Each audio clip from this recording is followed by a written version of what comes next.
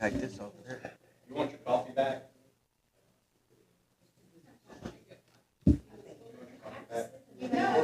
I got water.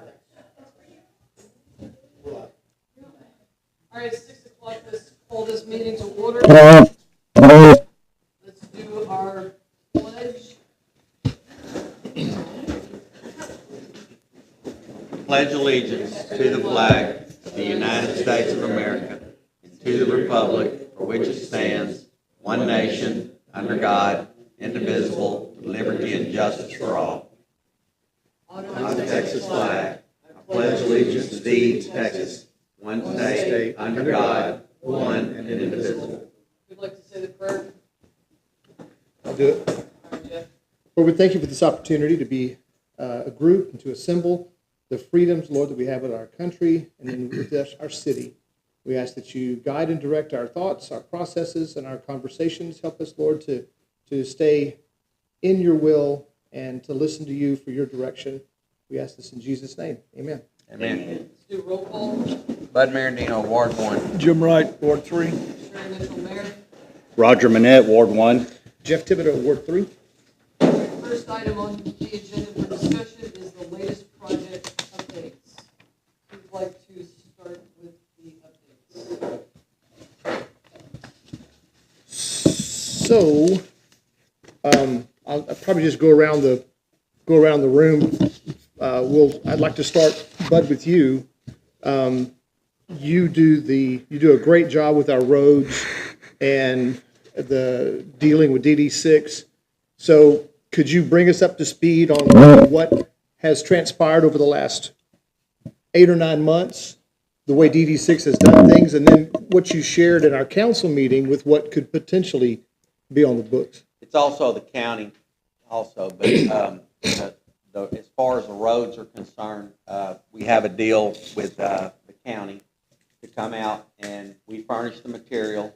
They furnish. Is this where you want me to go with this? Oh, absolutely, Okay. yes. That we furnish the material, they furnish the labor and the equipment to repair our roads or rebuild our roads. So this year, to start off with, all the franchise fees that we get from the power lines, from the cable company, from the garbage company, and there's one more. What's the other? Cable, I said it. Electrical. Electrical, I said it. Cable One were public services. Garbage. You say garbage. Gas, Centerpoint? Gas, Centerpoint. Yeah, it has nothing to do with the water and sewer. Okay, the roads have nothing to do with the water and sewer part. Okay, only franchise fees.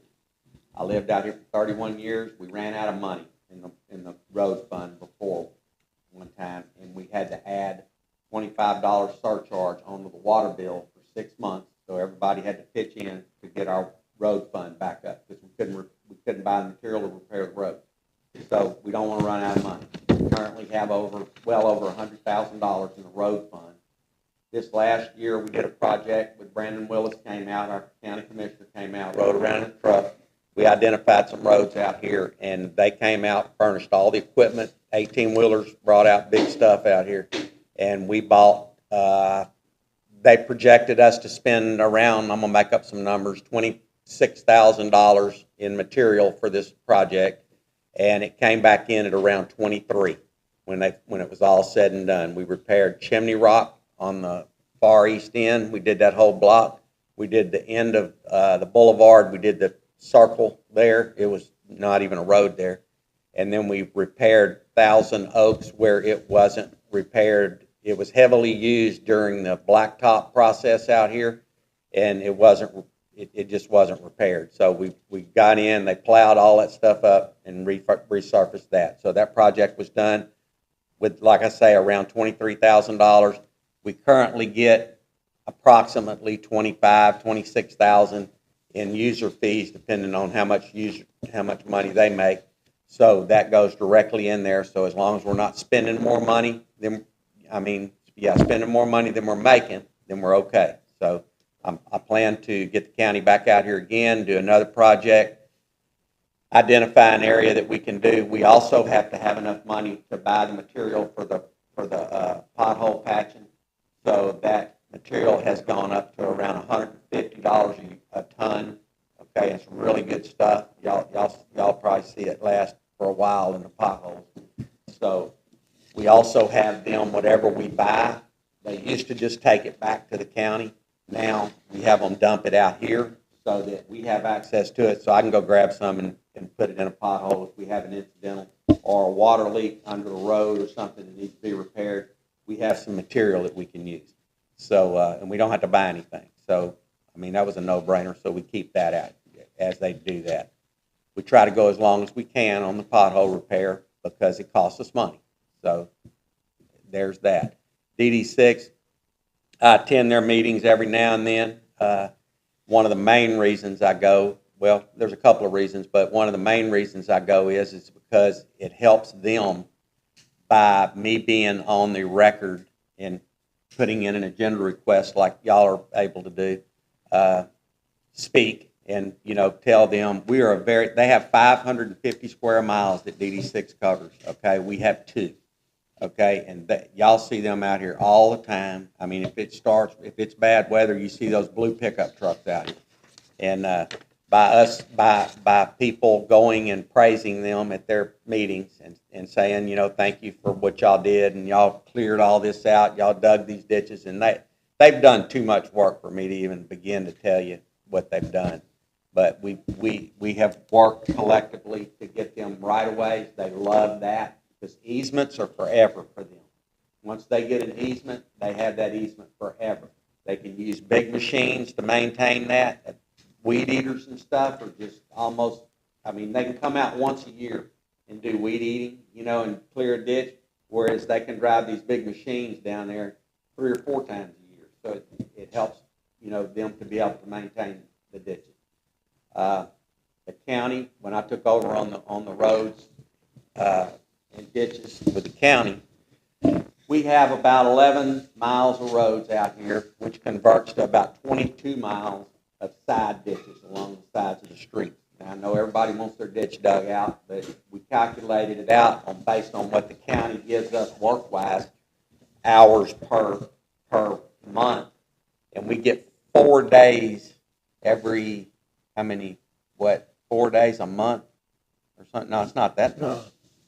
It's 3 days a month, okay? So if we did ditch digging for 3 days a month, it'd take 22 years at the rate that they dig the ditches out with the lasers and the equipment that they have.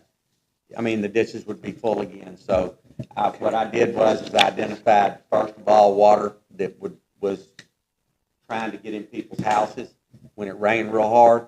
So we eliminated a couple of those problems. Sabrina was helped out with that a lot. They came out, tore some culverts out, and got that water where it could get onto the big ditch. The next thing is water over the road. If we have any water that's encroaching over the road when we have a downpour rain, well then that we need to get that fixed, and we do that. And the last thing would be water standing in somebody's house, in front of somebody's house for a couple of days. It's going to happen out here. It's not something that we can really fixed. We had 66 work orders in when I took over, and we threw them all out, and now we have 2. And so they didn't know where to work. They didn't know where to start. Where do we start? You got 66 work orders in. We only got 3 days. What do you want us to do? So we had to prioritize some stuff. I'll get to you in just a second. So that takes care of the county, the DD6, and about all I got, the roads. That's good. That's a good report. What did you have? At the end of Boulevard. Yes. Uh-huh. What kind of surfaces is good? Is that an asphalt? They came out and they dumped, I don't know how many tons of limestone down there. They did that a month or 2 before they did the work so that it could pack because there was no base there. It was the people at the end of the road were actually getting sacks of concrete and pouring it in the holes down there. And I was hauling this rock from up here, which would last 2 days, and it's just loose, and it just go out of the holes, so it wasn't working. But I was trying to use it down there anyway. But they did that, and then they came back with tar, and then they put that rock that we had at the park, they put that over the top of that. And I will add that if we do another road project this year, we had the rock left over from last year from the road project that we had previously done. We had that big, huge, gigantic pile of rock over at the park, and we were able to use that rock for this last project. Now, if we do another project, we're going to have to buy rock. So that 23,000 that I told you earlier, that's going to be more for that much more work, but we probably won't do as much as we did this last time. I'm not going to spend any more money than what we're making. I'm just not going to do it. So, I mean, Question I had was again regarding the roadside ditch.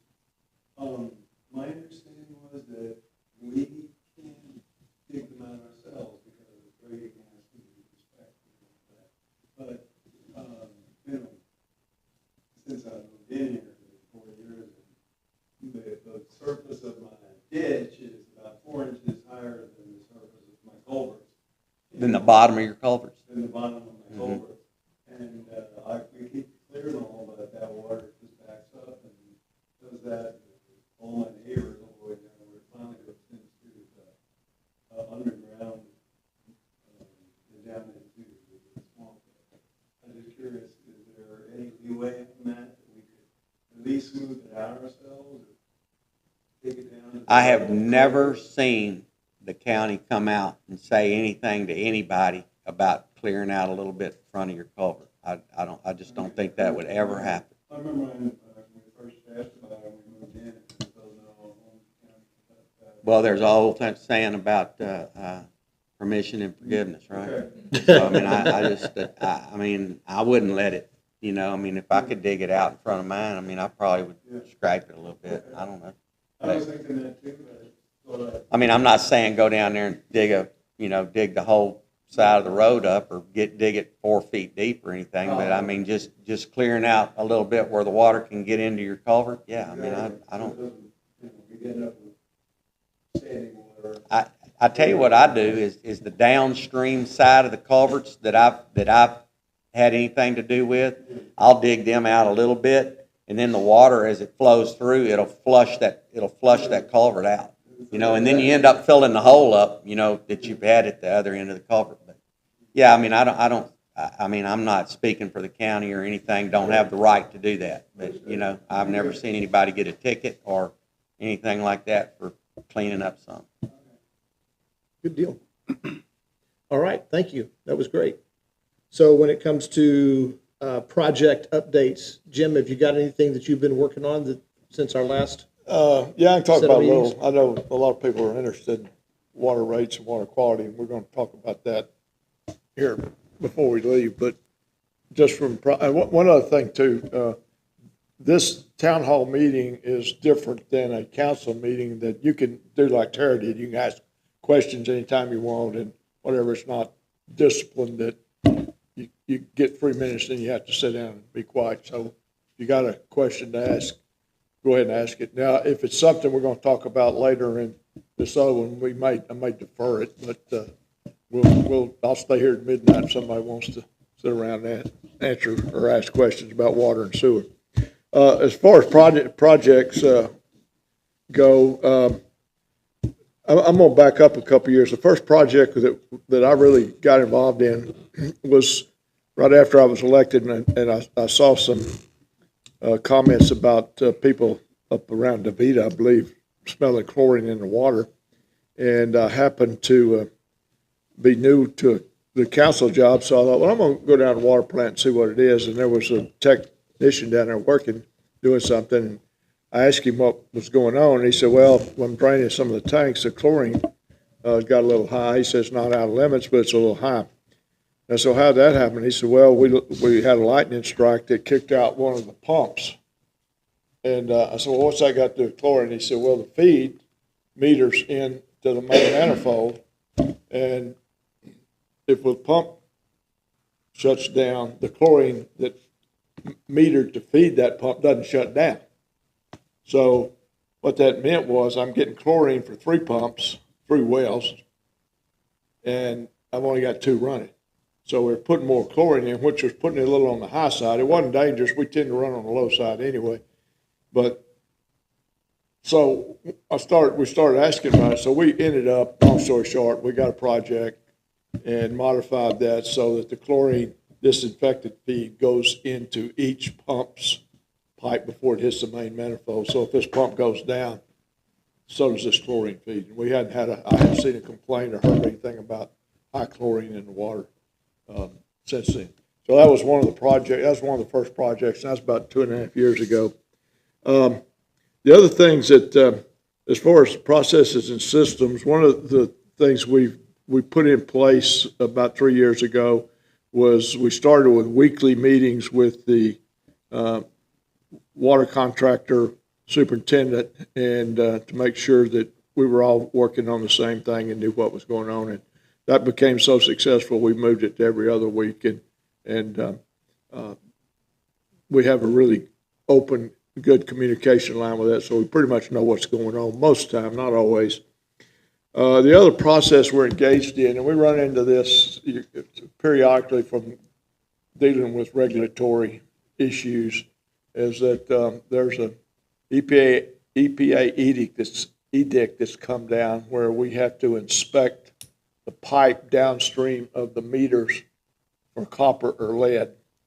And we actually have to go dig a hole and look at it. Some of you may have seen guys or gals digging out and look at that. And it's a formal thing. You got to do it. It takes a while to do it. We got to do a bunch of paperwork. So that just costs us money. There's no benefit from that at all other than we're staying out of jail. So we're about, 50-60% through with that. We got another 1.5 years left to get it done. So that's something we're having to deal with. System-wise, some of the stuff we dealt with was we had a little problem after lightning strikes that where we lost, well, not just lightning strikes, where we lost power, and the generator kicked in like they were supposed to do, but there was a problem with them not getting the signal to the booster pumps at the water plant. So if you had a blip or your electricity went out down at the water plant, the electricity would go off, the generator would start up, but it wasn't restarting the booster pumps. So after a while, hour, 2 hours, something, we start hearing low pressure. People complain about there's low water pressure. Or we get alarms that we do, then they'd respond and come back manually and start the pumps. So basically, kind of what we found out was that when this generator when this generator kicks in, it doesn't immediately put full power into the system because it takes it a while to ramp up to get up to whatever the amps or wattage it's required to do that to run all the pumps in the system. But it sends the signal to the pumps to start. Well, there's no power for them to start at that point because the generator actually hadn't switched and they weren't starting. And it only did it once, so you're just running off of the header pressure in the tanks. So once we figured that out and we did some programming changes and that seems to solve that problem. So those are just some of the kind of things you get to deal with in water and sewer operations. Others, pardon me? The big sewer leak. The big sewer. Oh yeah. The other thing that we've been doing is we have a problem with infiltration into our sewer system, meaning we're getting water in it. And there's a lot of sources where that can come from. And we've done some testing early, and the worst section is the lift station on River Bend. It wasn't much worse than Rolling Hills, the boulevard, but it was a little worse. So we focused on everything that drains to that to try to identify sources of water intrusion and infiltration into that system. And we found a couple of obvious places. One of them was over there on Carroll Street where there was a sewer line that looked like it had caved in and there was a major hole there, and it's actually starting to get a sinkhole around it. So we made that repair, and that was a pretty good repair. I don't know if none of y'all live on Carroll Street, but the line was between two houses that were fairly close, so it was a good job that was done, but it got that fixed. And that was a $27,000 repair repair. job. It was deep enough, we had to shore it up, we had to, because it was close enough to houses, I was a little concerned that a couple of years from now, they won't foundation problems, so we backfilled the hole with solid stuff, so. So anyway, those are just some of the kind of stuff you run into with this. The other thing we've done is we've done the physical checks of that section. We've actually walked the lines and found manhole covers that were broke or maybe too low, and we've made a few of those repairs, but we've still got some of those to do. So what happens when you get heavy rains is that the lift stations can handle it okay, but when you get all that down to the sump that pumps it to the main line that goes to Beaumont, and we can talk about that later, the sump won't handle all, the 3 pumps down there won't handle it, so if that level gets so high, you get an overflow into the pond, which is designed to do. And then as the flow levels off, it will flow back into the main sump and pump it out. So you want to try to avoid that. Of course, you're getting water, but what we found is, just in some of the studies that we did, and this was sort of cowboy engineering on my part, but the pumps run about 2.5 hours a day to pump the sewer when there's no rain, dry conditions. But when you get heavy rain, they run 9 hours a day. So that's telling you that there's a lot of infiltration getting into our sewer system. So we are looking at, and I'm getting ahead of myself here, but we're looking at some grants to try to address that particular thing, and I'll talk about that when we get to the grant thing. But anyway, those are just some of the things. Every day is a new day. When you get real dry periods and then you start getting rain, you get the ground shifting, so you get breaks in the line. But I'm going to make one comment and give you a story we just had yesterday for you, Tara, about digging. Be careful where you dig. Oh, yeah. We had a situation yesterday where we went out to repair what appeared to be a sewer leak on a new house over here on Moss Hill.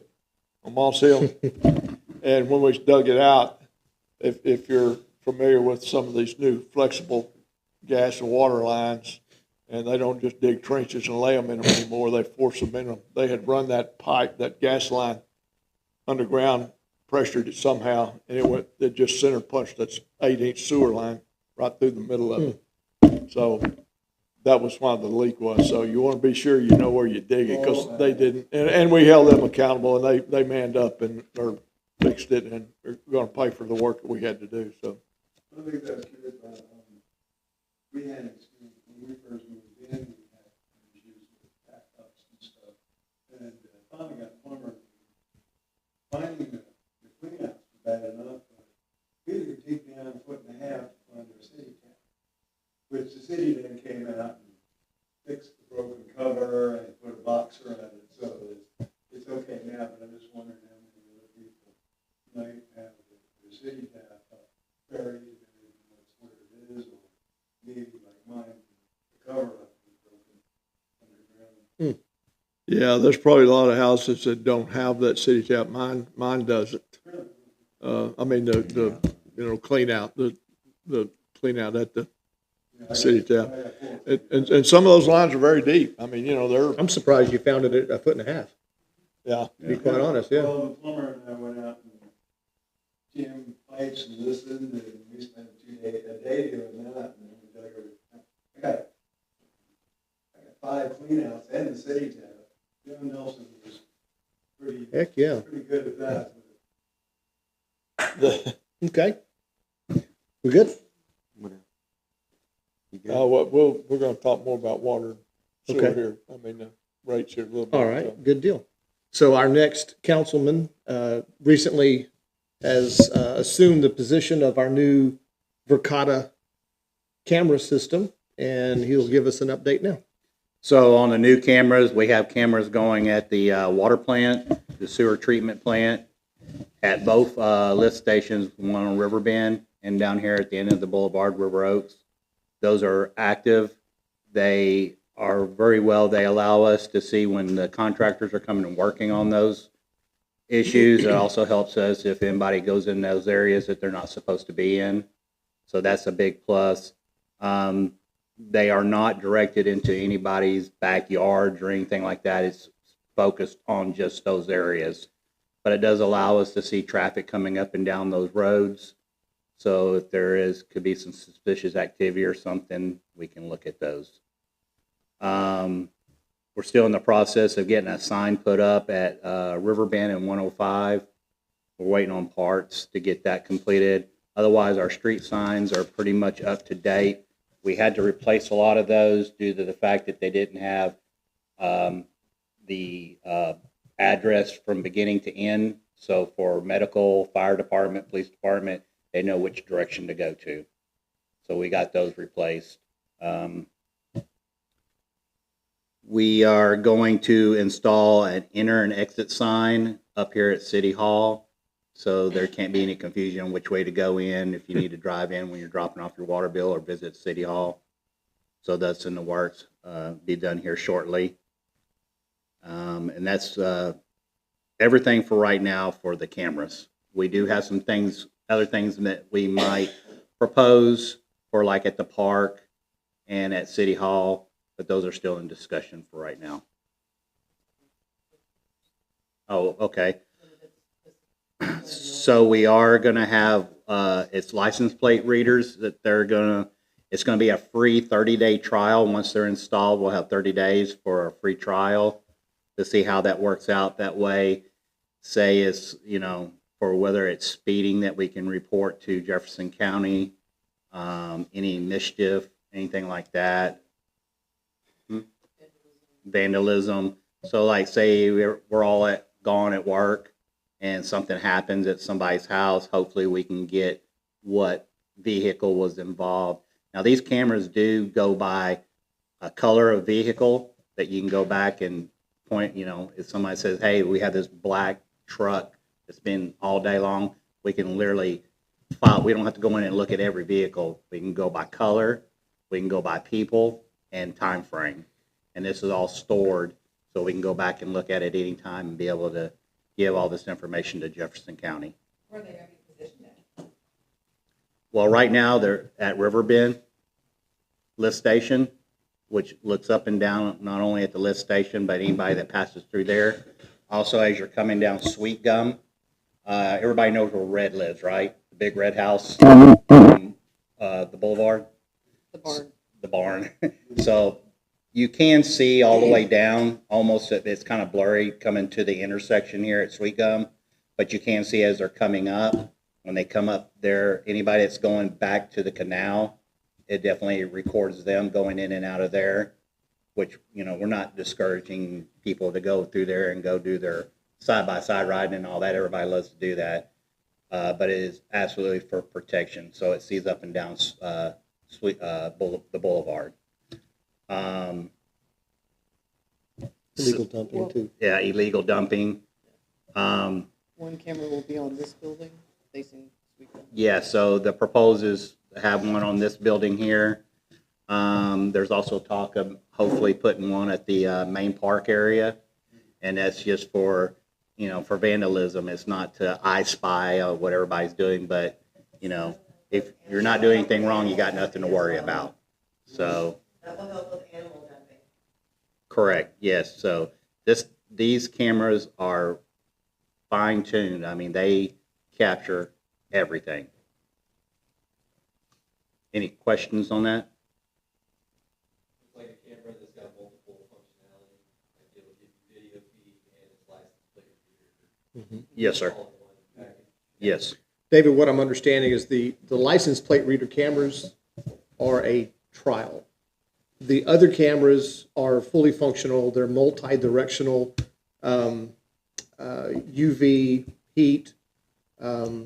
It sees something, and once it's alerted, it actually puts a box around them to show which way they came from and where they went to, and they're stored indefinitely.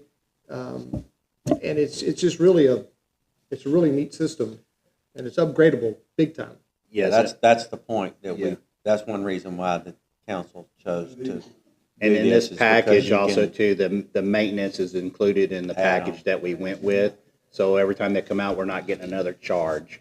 Now, if we decide to add, then of course we'll rediscuss that and see, the cost of that, Yeah, and the price is locked in for 10 years. 10 years. Yeah. So, anything else for you, brother? Sarah has a question. Just curious, 8K PZT cameras? No. Yeah, they're fixed focus, but they're multi-angle. And I think there's like 3 cameras per. Okay. I think there are 3 cameras per, and it's per head. So you're getting like a 270 on the directional. And they're all with their own gateway. So it's independent of Sparklight.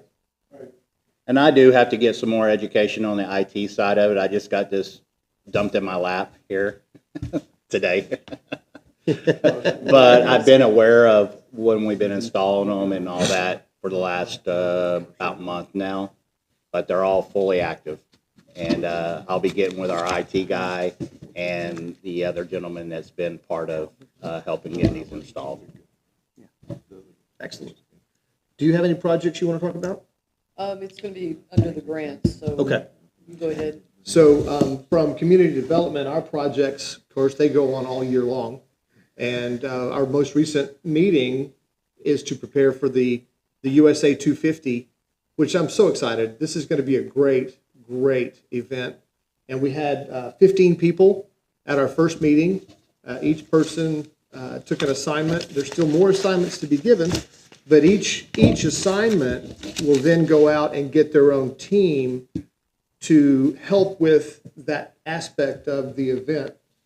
We will have the blow up water toys. We're going to have we're going to really try to enhance our parade and maybe even give gifts or trophies or some type of award for the parade, like it was a long time ago. We're going to try to have either a DJ or a live band. So if you know anybody out there that has a garage band, if you hear your neighbor banging on something, if it sounds like music, maybe we can have a little stage and give them some time. I think that'd be so fun to just have community-led entertainment. We're going to have, yeah, there you go. So it's stuff like that, Tara, that brings the community together. We've got a guitar player, now we need something that hits stuff and or maybe toot on a horn or something. I don't know, but we're going to have music out there one way or the other. Of course, we will have our fireworks display, and we're looking forward to blowing stuff up. We're also going to have, by popular demand, a mini car show. It's not going to be the big whole Boogie on the Bayou, but Melissa and Taz have agreed to help organize that. And we have a lot of classic cars here in our town. It would be wonderful to have them out and shown and then put them in the parade.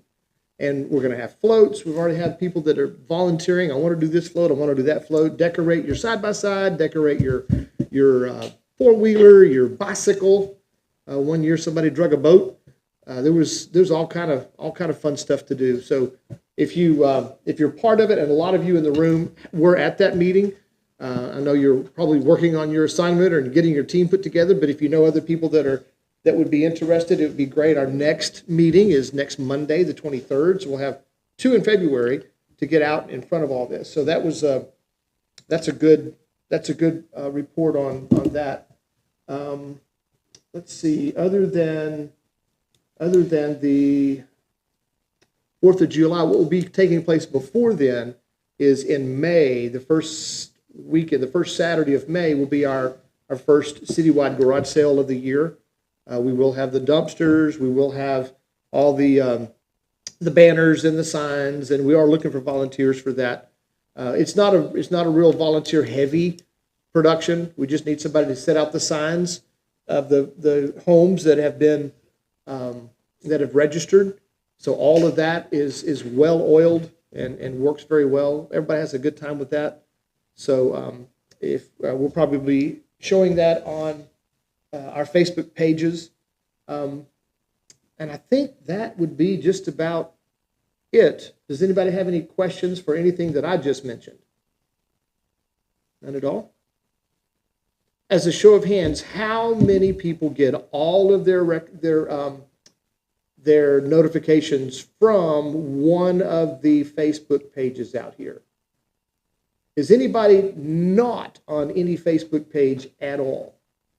You're not. Do you receive the emails or text message? Okay. Is that effective for you? You stay in contact like that? The city is trying to do all types of manners of communications to keep people involved and to keep people notified.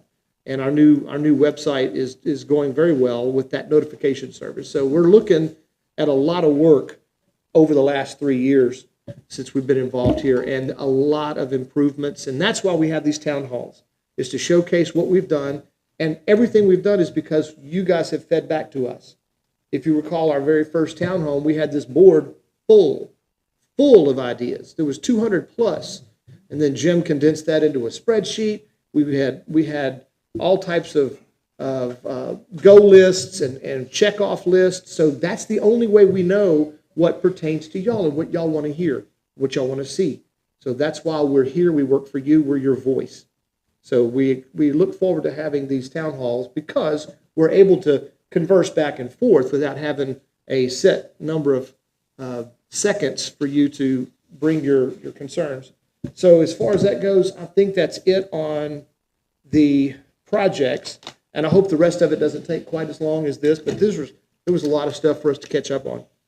Jeff, I need to interrupt. I have to go pick up my son. The grants pertain to water.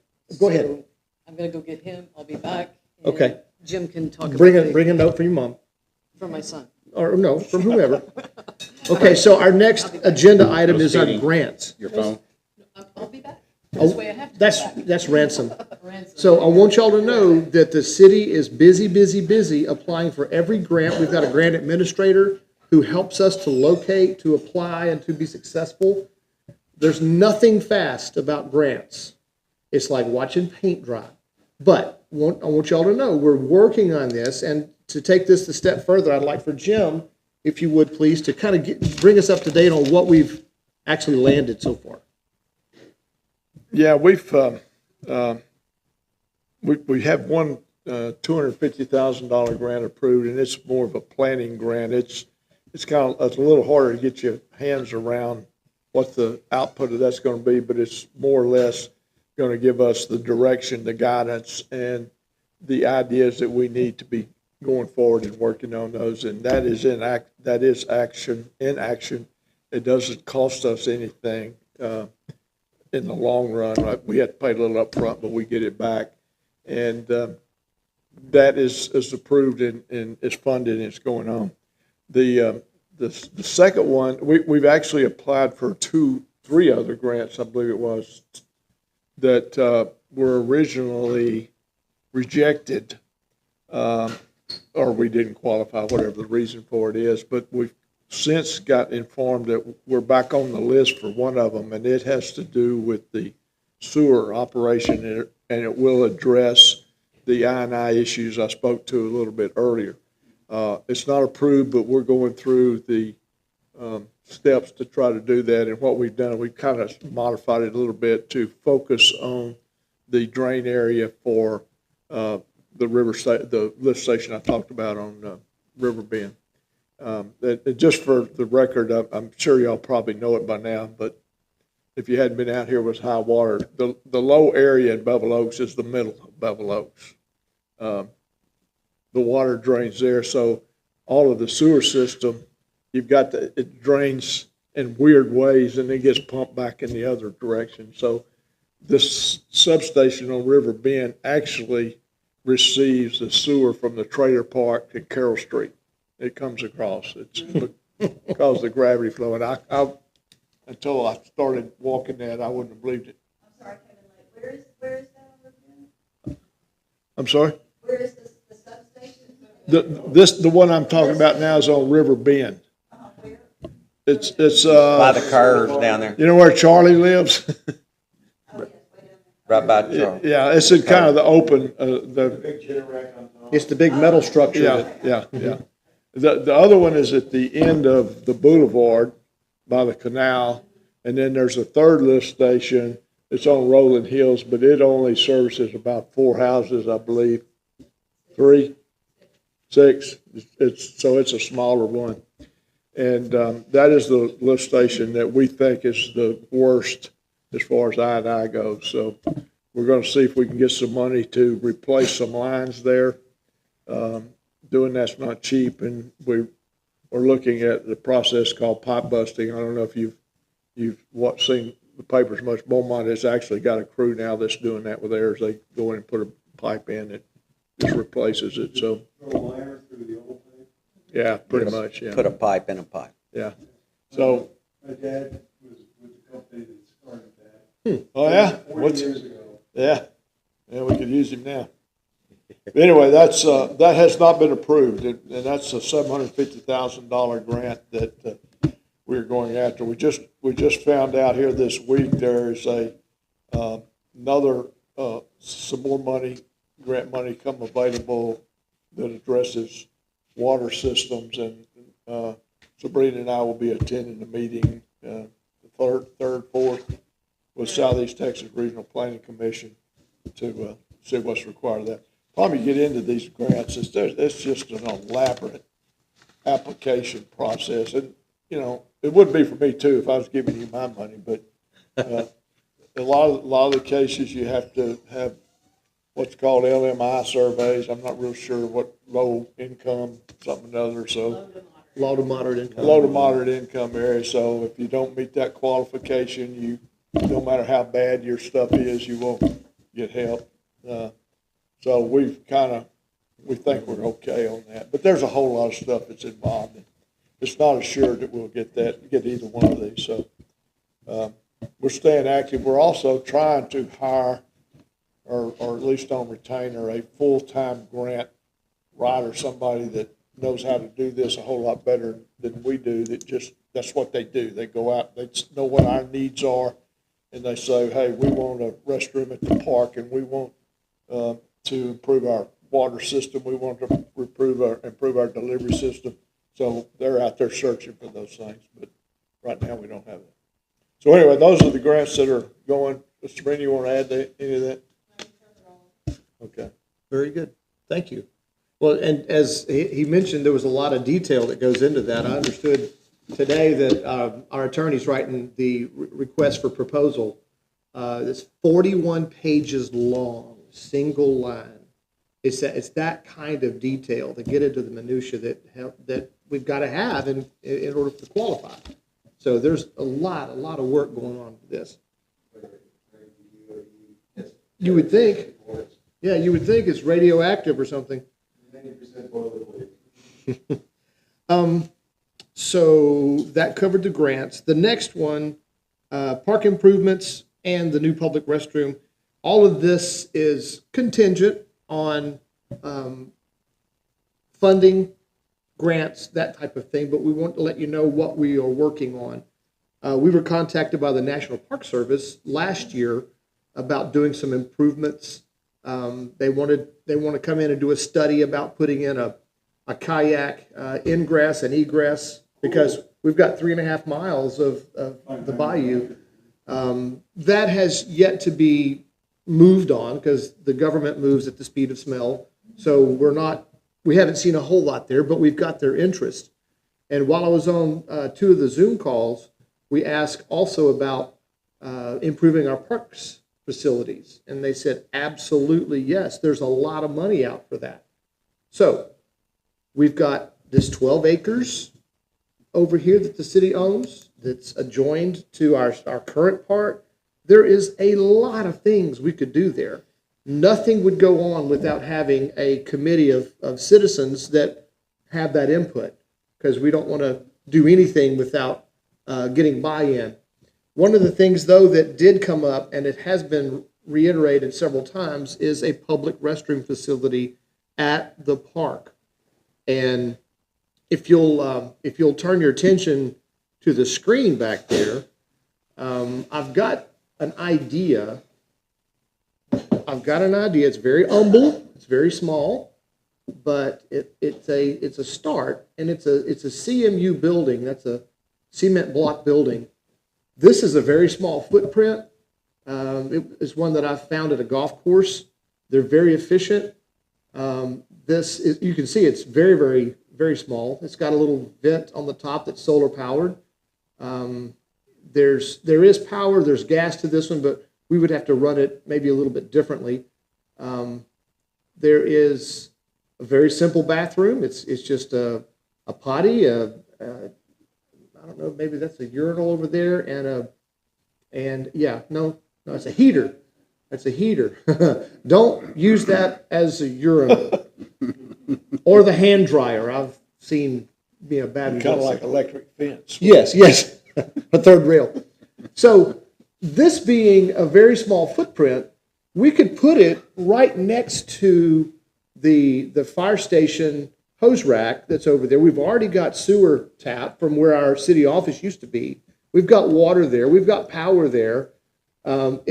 It's only about a 20 by 12 slab, and a CMU building with that type of roof. We'd probably put a metal roof on it. I'm suggesting we could get this done for less than 70 grand. And we would have a 2-room potty at the park, a place where it's going to have we have to have a baby changing table in each.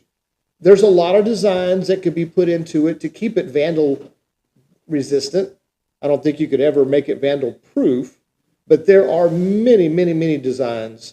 Have it lock itself after dark.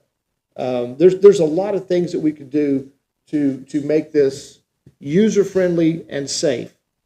And I know having grandkids at home, it seems like you just get over there and get the shoes off and get them to play when they got to go to potty and there's nothing to do, or they get something on them, there's nowhere to wash. So that would service the community for a very, very, very long time. This is the beginning of this, but if we get it turned around, there's no telling. We could probably have this done in just probably 90 days if we can get it all turned around. So, yes, ma'am. Do we have, what it will cost? 70,000. We're thinking about 70 grand. Maybe we can get it done for 70 grand, maybe even less. So, well, from intertalk from other council members, there's money here from past grants, past insurance, all these things that we have. It would not be dealt with lightly. It would be something that would have consensus and voting on from a council standpoint. But we've been told to move forward and let's see what it's going to cost. We've got the site prep. We've got the site picked out, perhaps. We've got that little footprint. There's other things we could do to it. We've got an adjusted cost that could be, which is very, very inexpensive for what you're getting. So anyway. Would this encourage more people to rent the park, having that facility out there, It could potentially which would do benefit that. the city? Well, that's available, yeah, I know one of the things when, we've ended up canceling our, amateur radio. Okay. But There's no facility. I talked to my people about that, restroom availability was critical. We could build it in such a way to have it expandable. So you'd put the wet wall against the back, and then if you wanted, if the park expands, you could expand that to a four room, or build a second one if the park expands in that direction. Yes? Are they gonna be ADA compliant? Of course. 100%. 100%. So anyway, that's kind of the things that we're moving on, and it was mentioned a long time ago, and it takes a minute to get to this point, but once again, there'll probably be a subcommittee that we will invite whomever to come in with ideas. Any questions about the restroom? Any of the comments from the council? At this point, what we'd like to do is, in an orderly fashion, if you have something that you'd like to address the council with, raise your hand to be, yes, sir, yes, sir. What you I got? would suggest that Margie's got a proposal. Okay. It's formal, let her do. Actually, wanna wait till Sherry gets back? Okay. I was just gonna say, in the interest of time, you might want to go first. No. Okay. Okay. We So- can stop. Yeah, that's no problem. So if anybody have a comment, you'll be recognized. Yes, sir. So my name is David Baggett, this is my wife Megan, we live, over in Oswego, across from the office. I hate to come to a forum like this with a problem and no solution, I really like to be a solution guy, but, the issue I wanted to raise is, we discovered recently there were 3, bullet holes in our shed, in Holy our moly. backyard, coming from, the east, I guess, this way. Yeah.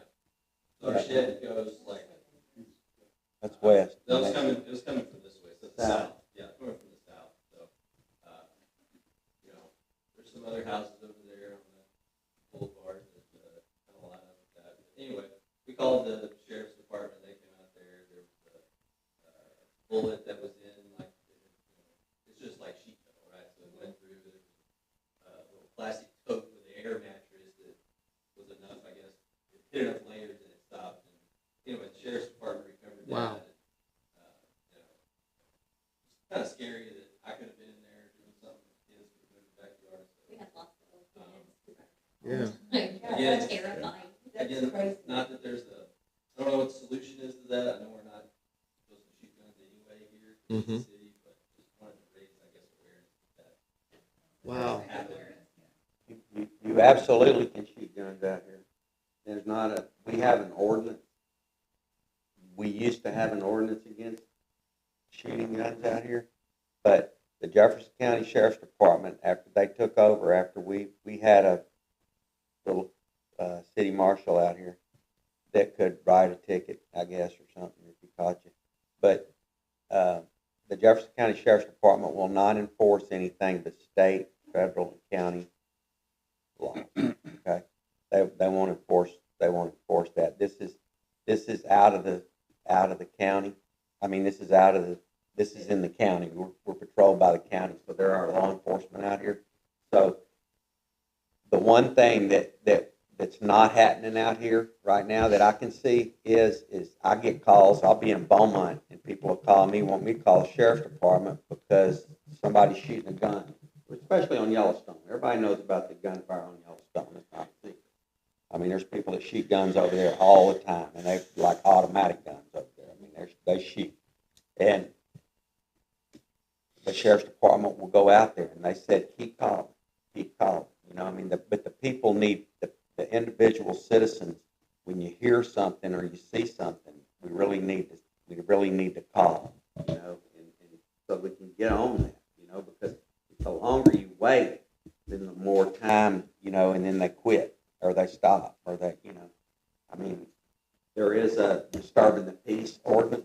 You know, in the county, so definitely after a certain time they can come out and they can stop the shoot. Yeah, and if you notice, they never do it just once. It's a repeat volley. And so when you get onto it, like you said, from the very first, sheriffs could be out here and listening for it. They want to come out. They want to come out. They don't want people to get their holes shot in their stuff. My friend had a hole shot in his trailer by his house. I mean, he goes back there and there's a bullet hole in the back of his trailer. You know, it's enclosed trailer, just a bullet hole right in the back of it in one of his doors. I mean, the sheriff's department doesn't condone that, but they need to be called, and they need to be called 15 times on these people over here. The more times they're called, the more serious it gets, the more involved they get, you know, and sooner or later, you know, hopefully those people get tired of the cops coming out. Yeah, and there's endangerment that they can be charged with if it's witnessed. So there's more than just unlawful discharge in a city that they can't enforce. Yeah, it's just the sooner. I wasn't meaning to say, you know, I mean, I'm just saying, I mean, I can walk out my front yard and shoot my pistol in the ground. I mean, I'm not going to get arrested for doing that. It makes sense what you're saying, the sheriff's department. They have to enforce that. And they have about, Not the city, because they're not a city. the county has about 2 ordinances, and they pertain to cows and stuff. You know, I mean, county doesn't have any ordinances, so they just mainly state laws. State law. Federal laws, I mean, you know. And also Jefferson County has spoken on discharging firearms here about 4 years ago, shortly after we had moved here. about animals coming up in your yard that could be attacking. Yeah, and you are 100% clear to shoot that animal, but it has to be on your property. So if you shoot a dog in your neighbor's yard, that's where you're going to end up getting a citation. You have to make sure that they're in. And on you have your to keep in property. mind about that bullet. That bullet maybe not just gonna stay in your yard, Yeah. you know? So, Every year, I mean, we live right at the corner of Yellowstone and the Boulevard, and yes, we hear the shots down there, and I'm hoping that they're shooting them off over into the trees on the other side of the canal. I'm hoping, because every year all of us hear these incidents, because what goes up is eventually going to come down, they'll knock a hole in your and how roof. innocent bypass people get hit by a stray bullet every year around the holidays. It was really bad on Fourth of July. Yes, it was. Well, I heard New Year's, I wasn't here for New Year's, I was It out was of bad town. on New Year's too. But they said there was a lot of shooting in Oh, it there. was over here. Oh, we were live with this. Yeah, you probably didn't hear it from here. Bottom line is, you need to call the sheriff's department. Every time. Every time. Every time. David, Don't thank you for hesitate. bringing that up. Sorry that Oh, happened and there to is you. a non-emergency number that you can call. A lot of people don't want to call 911. You don't have to. It should be on the city webpage, maybe. I'll post it on our Bevel Oaks page, but it's just a 892 number, you know. And Called, they came out very soon after. yeah, they'll come. If they're in the area, they're going to come out. And we have special patrols out here now. We have a lot of grace from the sheriff's department. I mean, we're a little bitty spot, man. They go all the way to Sabine Pass. You know, I mean, they get calls and they got to come from Port Arthur, you know, or Hampshire. I mean, from Finette or whatever to get out here.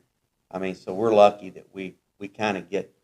The sheriff was trying to keep somebody kind of in this area out here when she could. It's close to Northwest Forest, close to this area, so that they can respond. You know, don't have to come from Sabine Pass out here. And that non-emergency number is 409-835-8411. That's it. 409-835-8411.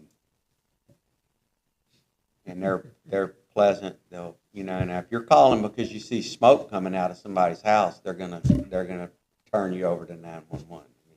You know, but And one of the things when you do talk to them and an officer does come out, make sure you say you do want to file a report. Because if you don't file a report, They won't want to come out next time. yeah. And another thing to think about is they do not tell the people, if you call on somebody, if you call on me, they're not going to come to me and say, hey, David called on you, you know, down the road. He said you were doing this. They're not going to do that. You will be anonymous. Yeah, they're trying to make peace. Yeah, they're not trying to Start cause wars. trouble. So that you're not going to get any repercussions from the people that you call about. Anybody else? Let me address the elephant in the room. Go ahead, wade off into this thing. In the last week, I mean, we've been planning this town hall meeting for a good while. We've been having one once a year, which I've got a lot of value for, especially from the first one, as Jeff alluded to earlier. We got a lot of response for it. Had a great turnout, and we got some really good action. Actually developed some 5-year plans and developed strategies and responsibilities for the councilmen to each have a different role around things that came out of that first meeting. So the input we got from the folks was excellent. I been on the council 3 years. I've been on it about 6 months, and I ended up accepting the responsibility of the Public Works operation. I thought I was just getting into the operations and maintenance of it. I didn't think I was going to have to deal with the billing and all that other, but it all came with the territory. But anyway, as I'm sure all of you know, there's been a ton of comments that got started by a couple of individuals in the last week about water rates. And that's not been new to this group. And there were a lot of other comments that addressed water and sewer facilities or public works. And I want to give everybody the opportunity to address it, but I want to make a couple of points first. I want to address some inaccuracies that were posted on some of those Facebook posts. I normally don't respond to Facebook unless there's an issue I see that's affecting the operational system, like several people posted, hey, I got low pressure on DeVita. Has anybody seen there? We're getting brown water down here. Then I'm going to make sure we've got somebody responding to that. But otherwise, comments like the rates are high, whatever, I don't respond to that. I'm willing to talk to anybody, anytime, anywhere, all night long about anything that's got to do with public works, and that goes for tonight as well. But I wanted to address a couple of inaccuracies. This council, that in the 3 years that I've been on it, is transparent. There is not anything that's being held back from each other or from the public. If people don't know something, that's either one of two things. They either haven't asked or they don't accept the answer they've gotten. And we don't all agree with stuff. In fact, we argue and we get mad at each other about things. But one thing that we've come to do is respect what that other person says. And there is transparency on this council. There's more transparency that exists now in the city of Bevel Oaks than has been out here in the 44 years that I've lived out here. So I want to put that to rest right now. If you've got any questions about anything, or if you got some examples, we'll entertain them. We'll entertain them as individuals, or we'll entertain them as a group. The other thing that I wanted to address, and I'm going to give a little background on it after that, is the charges, the water plant charges since Harvey have gone down. And to give you a little background to get you where we are, how we got here, somewhere before Harvey, 2015 or 16, the city made the decision to go to the automatic reading meter system, where everybody's water meter has an endpoint that goes to the magic satellite in the sky and sends the signal in, and it's automated. We don't need people to go out and read most of the meters. And that, I don't even know what the cost was. That was before my time on the council. I didn't even know what happened as a resident out here, quite frankly. That cost money, and the city borrowed money to finance that. They got a loan. About a year later, the city, after they had taken over the operations for the public works from the MUD district, which was a separate entity out here sometime, I'm not sure that date that transition expired. You ever find that out? Sometime prior to 2015. Bud might remember that, but I remember when it happened. I just don't remember the year. The sewer plant was basically in trouble. It needed a whole lot of upgrades. There were some concerns of TCEQ issues. The effluent from our sewer plant goes into Pine Island Bayou, or it did go into Pine Island Bayou, and it was going to require some major upgrades, probably rebuilding. Just for the record, China here last year got a $5 million grant to, or I don't know, maybe in a bond issue, I don't remember which, but anyway, they're building a new sewer treatment plant for $5 million. That's kind of what that would have cost. Plus, they still had to operate it. It's a grant. Whatever. They didn't get a loan. Anyway, they still had to operate it. So the decision, and I'm telling you why we're where we are today, not questioning the logic behind that decision, whether it's good or bad, doesn't matter. It's where we are today. That bond issue was voted on by the people of Bevel Oaks and accepted to dismantle the sewer plant and to pump our sewer to the city of Beaumont and pay Beaumont for doing that. And to be honest with you, having dealt with water treatment systems during my career, that was a good move. Trust me, if you don't have to fool with that operation, it's good, because if somebody put a post on there, they were upset back years ago because they were involved in it. But they did say they had 5 people working in the MUD district. Come on, what was 5 people going to cost you? $500,000 today, benefits, expenses, whatnot. That's about our total budget, maintenance, operations, and all right now for all of it, not just sewer, water. So Anyway, at that point in time, that bond issue was passed in 2016, and to pay for that, the citizens voted a user fee of $23.50 that was added to their water bill prior to Harvey. So whatever the rates were at that time, I honestly don't know. They weren't as high as they are today, I'll admit that. But the user fee was $23.50 at that time.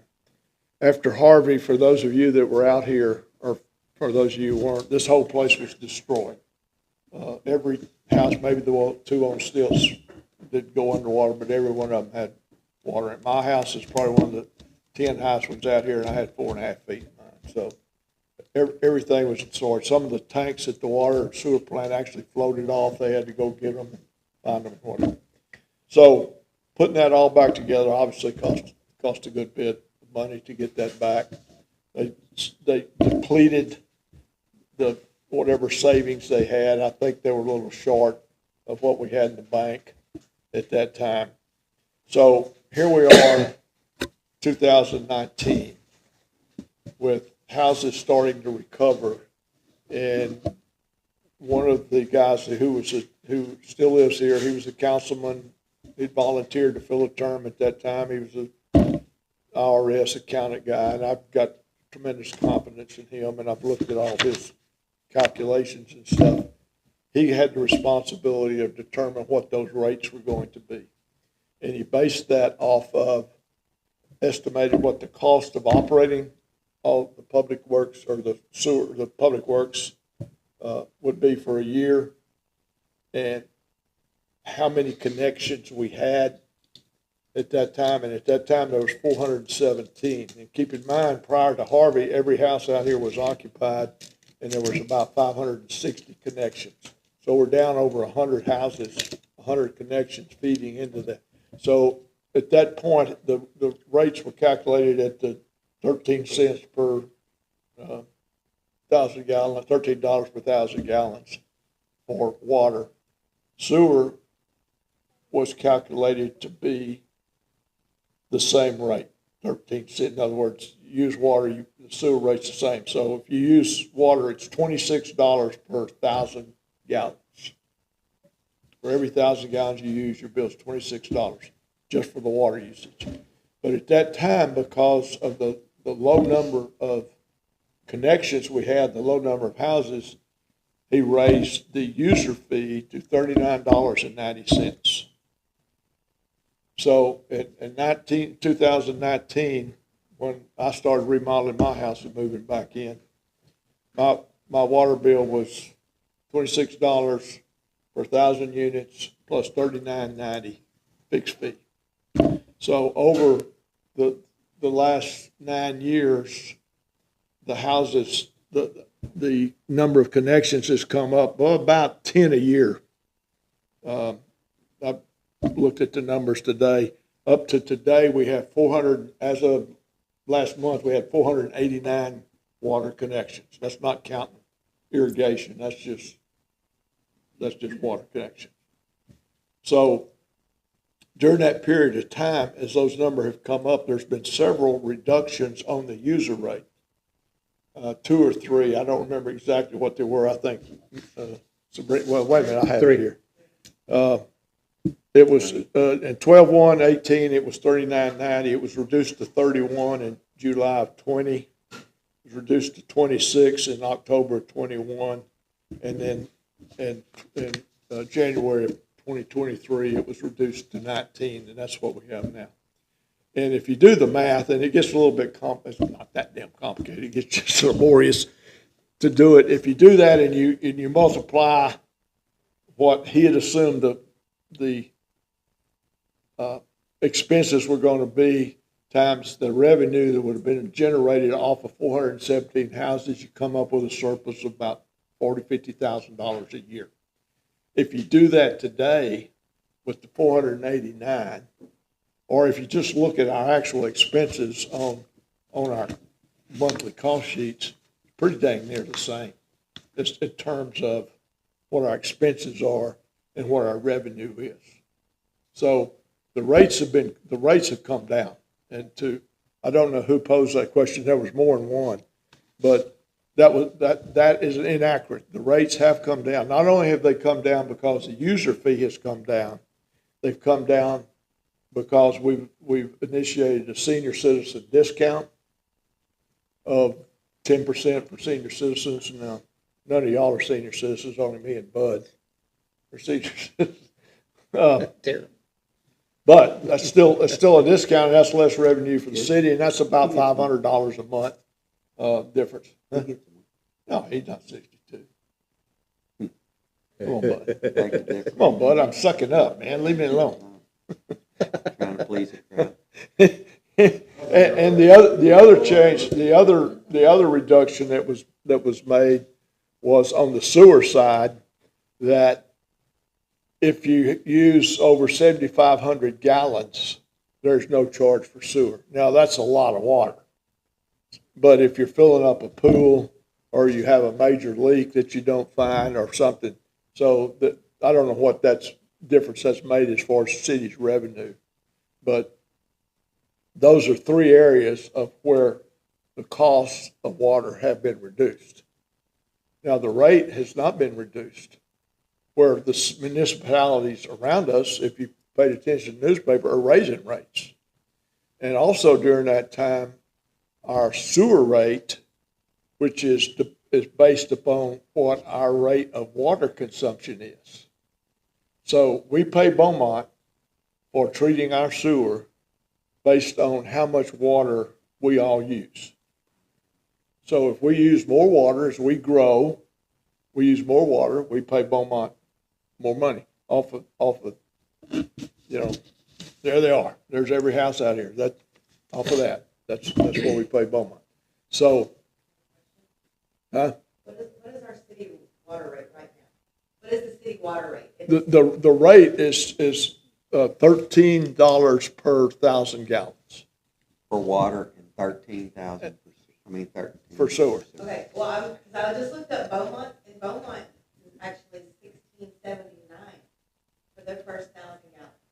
They have some different Yeah. flexibility in there There's a $16 per 1,000 gallons? for the first 1,000. Okay. But Right. Yeah. So that's what I was looking at, but that's still, I mean, because on that post, they were saying, well, the water rates, but if you look them up, the water rates aren't actually, if you just look at it, the first 1,000 gallons, they're actually higher than that. just Yeah, on the first you know, I've looked at a lot of those, and I didn't remember what Beaumont was. Thanks for that. But I've seen some of them that they have an accelerated rate for the more you use, and I've seen some that have a decelerated rate for the more you use. So it just kind of depends on how the cities of different structure those. A lot of smaller cities use water utilities as a source of revenue, and we can too. I mean, look at us compared to Sour Lake. Our population is probably, city-wise, is probably fairly close to Sour Lake. Well, I mean, we've got probably 1,500 people live out here. I don't know what it says on that sign, but it's not They got a water 2,000. tower. I don't care what they got, but what they've got is they got Enterprise pipeline running through there. They've got 20, other businesses and stuff, so they And don't. they're building houses over there like crazy. Oh, yeah, and they're gonna continue, and that's helped us too, because we got people move out. But anyway, that was the point, the main point I was trying to address there is that the water rates have come down. Now, Bud and I pay the same rate as everybody else does out here. I'd like to reduce them more. And we were able to make that last reduction because we paid off the loan on the water meters. So we had money we could divert to satisfying that bond payment. And we were able to reduce it $6. And we look at it every year with the CPA. And we do budget in August of every year. We'll do it again. We'll look to see if we can do it. Quite frankly, the rate is probably not going to go down. I can't ever see it go down in my future. The user fee can go down, hopefully go down to zero. But that bond, and somebody had asked that question on Facebook, the bond won't be paid off till 2035. Go ahead.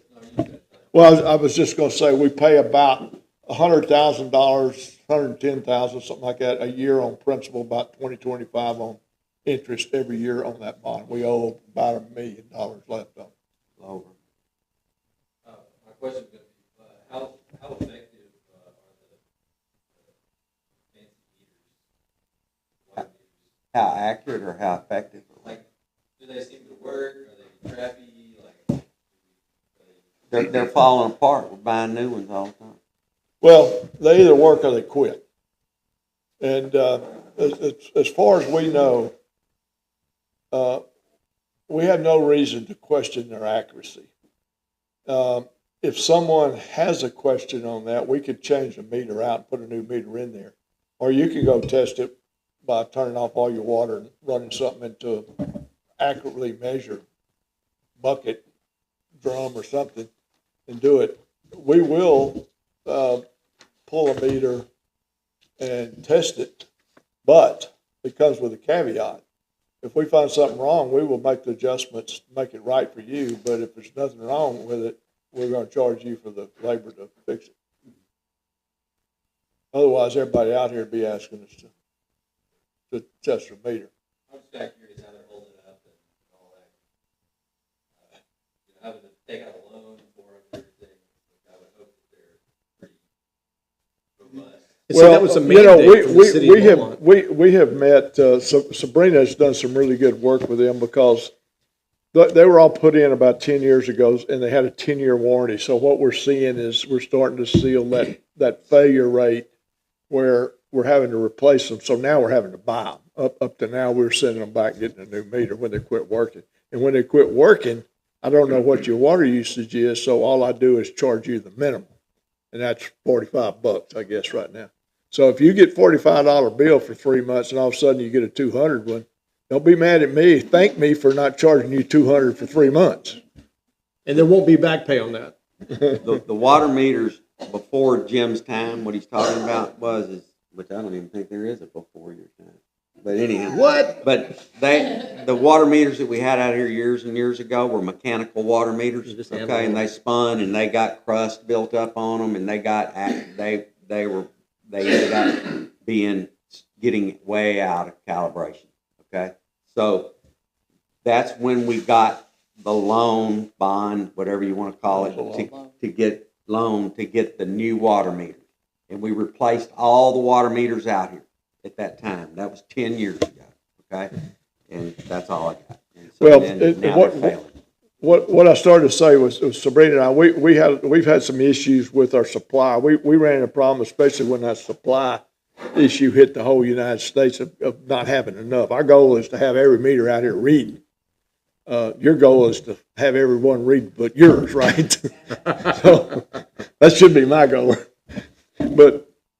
And so we had several meetings with suppliers, and we were negotiating prices with them because we knew we were going to have to buy new ones. And there's a meter, and then there's the signal, what's called the endpoint. And talking with the people that do these, there's like 5 or 6 of those manufactured, and the individual we were dealing with had been involved from meters from the ground up. They were now in the process of selling them, but he said the Badger meter and one other, I don't remember the name of it, were the 2 best meters made that they dealt with. There were 4 or 5 other brands that they didn't measure up. So, you know, of course they're selling those, but he also threw another brand in there that they weren't selling. So I had no reason to believe that.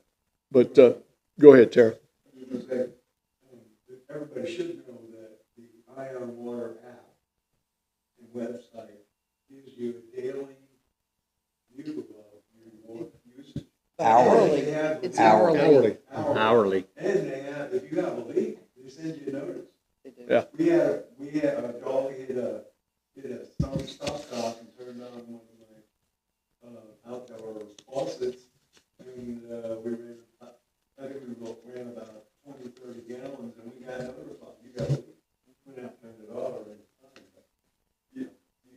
Yeah, and I believe it shows you if you got up at 2 o'clock in the morning and went and used the bathroom, it's going to show yeah. when it was used. 2 gallons. It's not real time, not like, can't use water and go look at it. Right. About once an hour. And one thing we learned too, when we had some questions on the accuracy of that compared to the muni billing, where the usage on the bill was showing a little different than what you're calling up on the deal. And Well, they were the same dates, but they were read about 10 hours different. There was a 10-hour difference in the actual reading it took for the Iowa water versus it took for the billing, so it all evened out when you looked at it over 4 months. It's a good system when it works, but, you know, we have to deal with the problem ends of it, and it's costly because now, you know, if your meter goes out, that's $200. But because you're gonna, on the average, pay me $125, I shouldn't say me, that's goes, it's somebody. You're gonna pay the city $125 on the average, it's gonna take me 2 months to get it back, so that's not a bad return, so I wanna get those bad meters out and good meters in. But that's kind of the issue with meters. The one other thing too is the cost we pay the city and of Beaumont, and they have raised the rates a couple of times, I think, in my team. And we haven't raised, we've just absorbed that increase. It's been a small amount, but it still adds up. So, you know, there's gonna be a time it's gonna be squeezing us. We've still got a little lagniappe in there now that we can deal with, but we pay the city of Beaumont probably average $12,000 a month to process our sewer. And that's compared to running a sewer plant. So that plus paying the bond, but. Buying water from other. No, it's all well. I was going to get to that second. I was going to throw this back to y'all and say, that's just kind of where we are today. And the issues that were posted that I looked at and read dealt with two areas. The cost, the charges of water, and the quality of water. And we can talk about either one, but I'd rather just focus on one first and then the other. So what do you want to talk about? You want to talk about the quality? You want to talk about some more of the cost?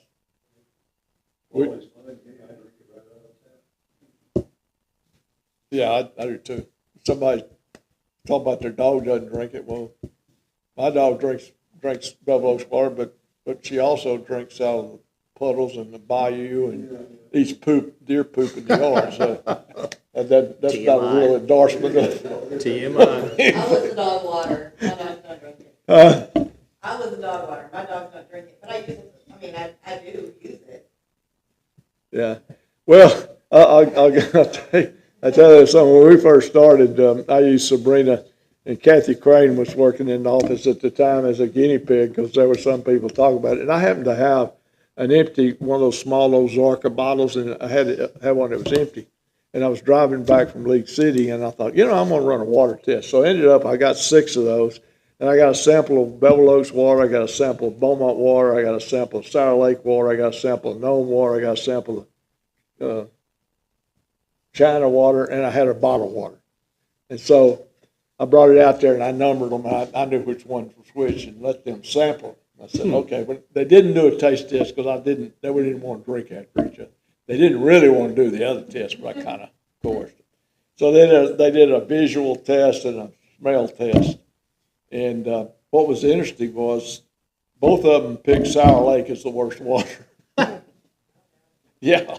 And I think it's probably because it had a little more of a sulfur smell to it than which is. If you ever used to drink the beach water back before they started getting it out of Winnie, it was terrible. Yeah. Y'all go to West Texas to drink their water. And then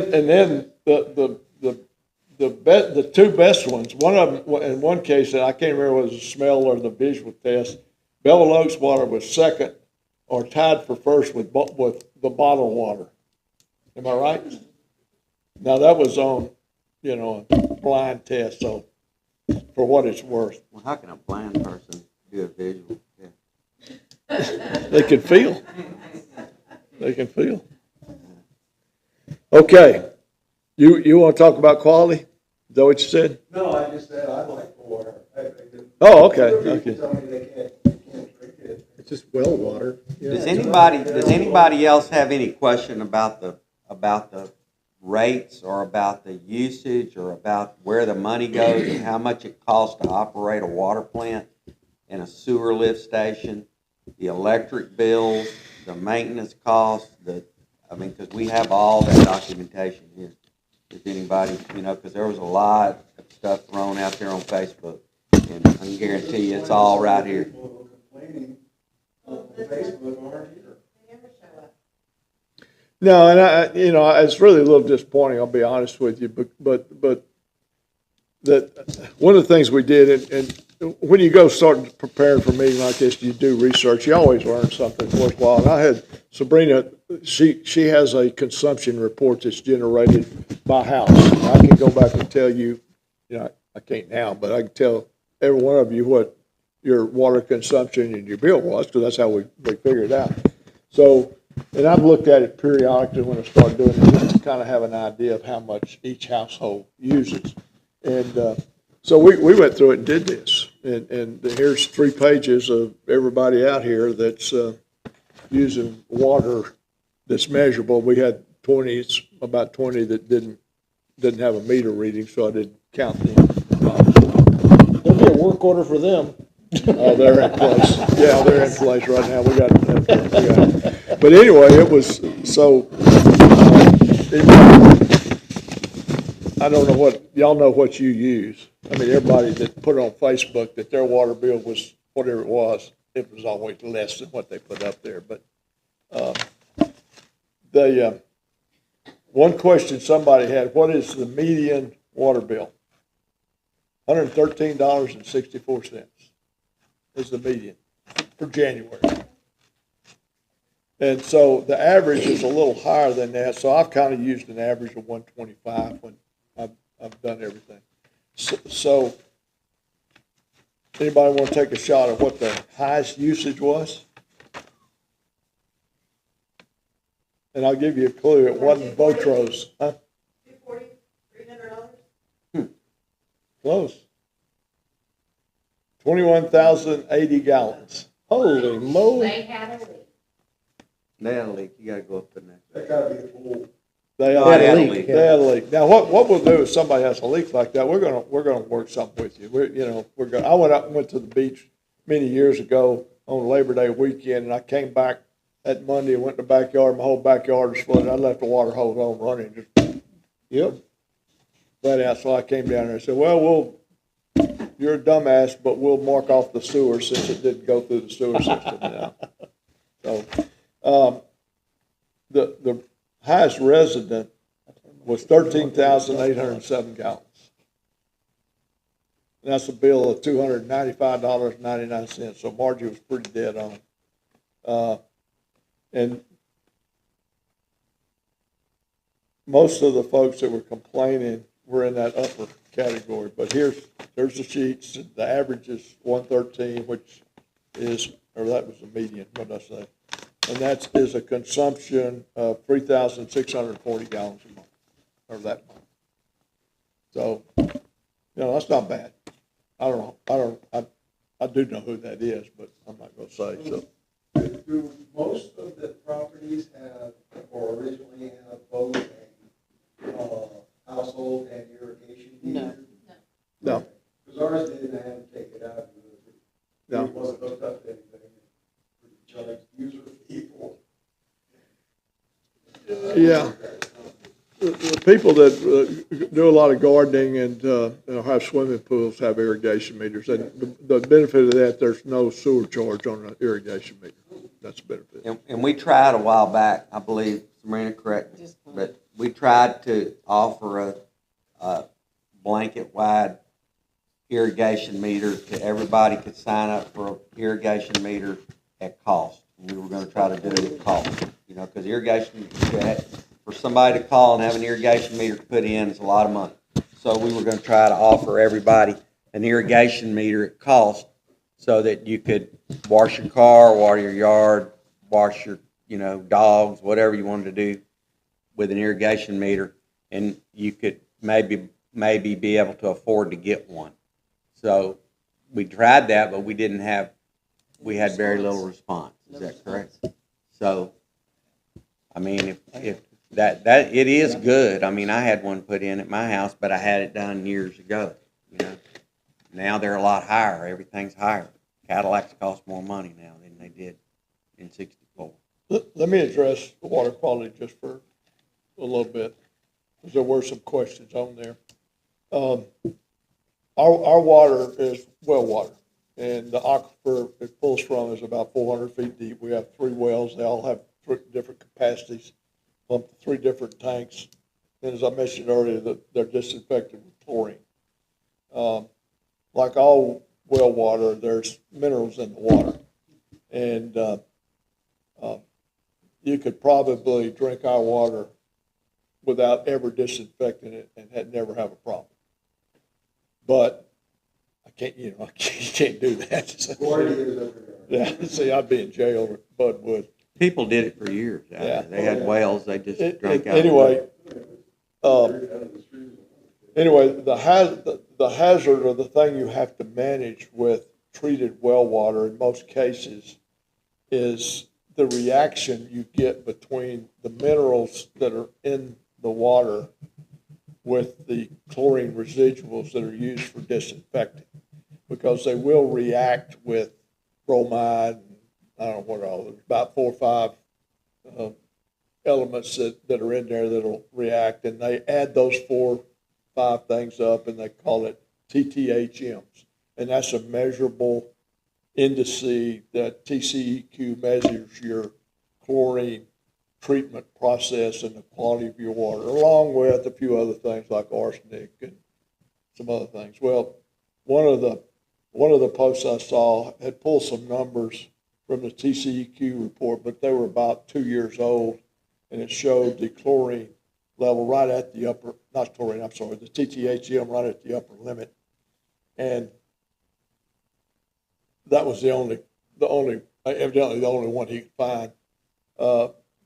But we've had 3 or 4 samples since then, and I think the last one was 50, limit's 80, and the 2 year ago was 79. It's all within limits. It's okay. So the sample points are kind of diagonally on the end of our systems.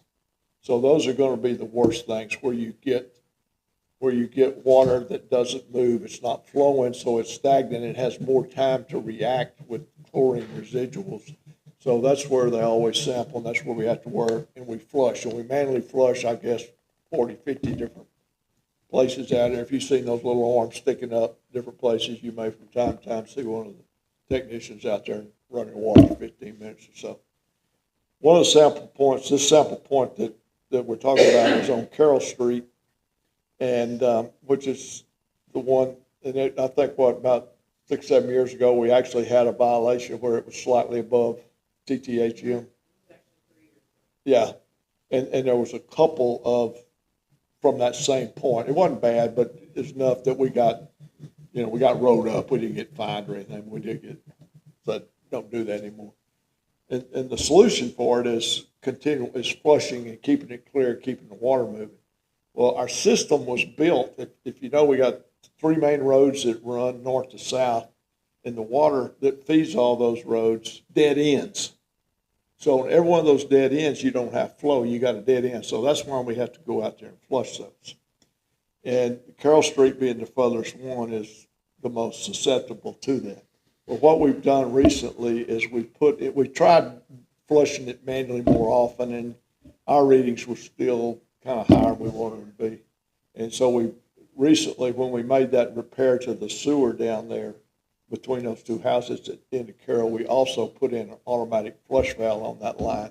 So it's flushing it every night for 15 minutes or whatever that time is set on the thing. And our results so far have been very good from that sample point. In fact, the last TCEQ sample was 50, 59. Yeah, so well below what we got hit. The arsenic numbers, they're 5 parts per billion, and the limit's 10. Arsenic's out in if you eat vegetables, you get that much arsenic. There were some scientists years ago said your body needed some arsenic because it was good for you, but that's not confirmed. It supposedly is good for laboratory animals. I don't know. But anyway, arsenic's not a problem. That's the control. The thing that we have to watch is the chlorine residuals, which react with the bromides and whatever else is in there. And so we run chlorine on the, on the lower side, if any of y'all been in plants or anywhere where you've got control charts and you've got ranges to work with, you know, you're okay when you're in here. It's when you go up here, you get an alarm and you got to do something, react. And you want to run right there in the middle. But to minimize that reaction, we run a little bit lower than the middle to avoid over chlorinating and getting TTHM. Now you got to be careful because you get too low, then you don't disinfect. So that's sampled every day. It's tested, and we've had excellent results from that. In fact, we even want to, if you ever ride down to Beaumont City, their city limit sign, they have a sign right behind it that says superior water quality. I want one of those signs out of Buffalo Oaks. That's my goal. Well, I thought that was the name of the, Huh? I thought that was the name of Of the water treatment the plant? water treatment. Oh, so maybe we can name it that then, huh? Yeah, that's a good idea. So to be clear, some of the comments that I've seen in the past were fluoride and all that. That is not in our water. We do not inject Yeah. fluoride. No, I don't even know that we've got fluoride here. Most of West Texas and up there is where they've got more fluoride in the water up there. No. Well, they used to add it because it was supposed to be good for your teeth. Right. But they found out that it impairs the development of a baby's brain between 0 and 6 months. So something like that. No. You know, it's just, you can find anything on the internet. I mean, on Facebook if you want to. When they're obsessed with whatever you ingested would somehow improve the quantity of that in your body. The body doesn't work that way. Well, whatever. Eating cholesterol has nothing to do with cholesterol in your blood. Whatever improves stuff in your body, I've got plenty of it in there. I just need to get rid of some of it. Yeah. What other questions y'all got on water quality, anything? I don't care. Anybody online? What? Yeah, there's no comments though. How many people are online? Just curious. It's been on and off. We've had up to 4 at a time right now. Usually we get the read looks afterwards, yeah. Sabrina, did you look at any of those questions that we had? Was there any that obvious ones that we didn't answer? Somebody kept saying, no more, don't use, give everybody a rebate from fireworks. Give them a rebate on water bill. Totally separate budget. Well, Totally separate. it wasn't the same person that was upset that we canceled the January fireworks, was it? I don't know. Yeah, and somebody was saying about that, and they were all, Well, but I have fireworks. How much would that be, Jim? They aren't even real. about 50 cents? 50 cents a person. One time? Well, and not to mention that the water does It's not separate. pay for the fireworks. No. That comes out of the city budget. That doesn't count. Water's water. I mean, I've got the budget number here, I can tell you it, that's a balance sheet. It costs us about $600,000 a year to operate, the public works. That's everything. And we generate revenue of about, as of January the 26th, 690,000. So we're getting more revenue than our costs are. But here's the sad thing. I'm gonna be honest with you. I hate this. Every month I hate this. We make a lot of money off of late fees and disconnect fees. A lot. And I hate to do that, but you know, here's people right here. There's 489 people on that sheet, and we disconnected 10 last month. I owe it to those 479 that paid their bill on time to do the right thing. Not necessarily paid their bill on time, didn't get disconnected. We still have, 80 or 90 that are late. Right? Yeah, and here's the other thing we did do on that, and because of, there's several different ways of receiving the payment, whether it's through the check or online or whatever. I pay through my e-pay account, and it creates a check that goes to them, but it'll take 10 days to get here, because if you write a check in Beaumont, put it in the mail, it goes to Houston, then it comes back to Beaumont. So it's gonna take some time, and I've been pretty close to being late a couple times doing that. If I don't pay it the day my bill comes, the bill usually comes on the 4th. It's between the 1st and the 4th, whenever Heather posts it to everybody, right? Sabrina posts it, whatever, it comes the 1st of the month, and everybody's, I'm expecting it, I'm looking for it. And you have until the 15th to pay that bill without a late charge. No, to the end of the month, right? End of the month. It was the 15th, and because of that mail kind of thing, we extended it to the end of the month, and it hadn't made any dent in the number of late fees. I don't know how many people this would apply to, but some people have lunch with them, senior lunch. I'm sorry? Some of those senior lunch people talk about this, they don't look at email, they don't text, they're online, but they occasionally get email, sometimes they look at something. If they don't get a paper bill in the mail, then they pay it by driving down and dropping the check in the box. But, so there are some people who are not. Well, I mean, yeah, I got my buddy over here, They don't see they're not on Facebook. Well, if they don't receive the bill, they need to let us. Yeah. I would like to address that, because I don't know if it was in the time of, when, but we used to get paper bills. Everybody got a paper bill. We do now. All of a We do sudden, now. it went to digital. They And still I have even the had to option. call and say, what the hell, I didn't get a bill. Mine didn't. Mine, We get a paper I bill. always got a paper bill. No? Some people still do. No, it wouldn't. All you gotta do is sign Have an up. option, right? Right You there. do have an option. Well, anyway, the only thing I was saying is that we extended that late Paper, time from the email. 15th to the end of the month. And Yeah, then you've got another paper, like 10 email, days that's before it. it's disconnected. Well, what that does, it puts you into the next month. So when you're in December, get if you're getting disconnected, you're getting, in February, you're getting disconnected for December's usage, and you've already got January's bill. So there's a little confusion. Somebody says, well, I got January bill. Well, that's a bill you got on the 4th, but it's for December usage. That's right. And our girls are pretty good about calling.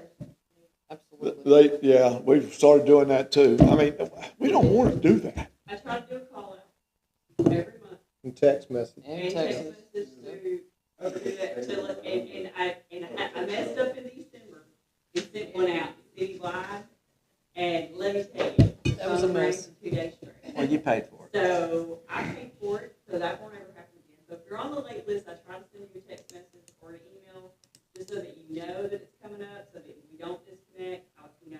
I'm sorry, I've lived in Beaumont for 20 years, and I have never one time had a reminder. Not Never. one. They don't give it. I've gone and knocked on doors at people's houses, Is there an tell them. additional fee to pay online?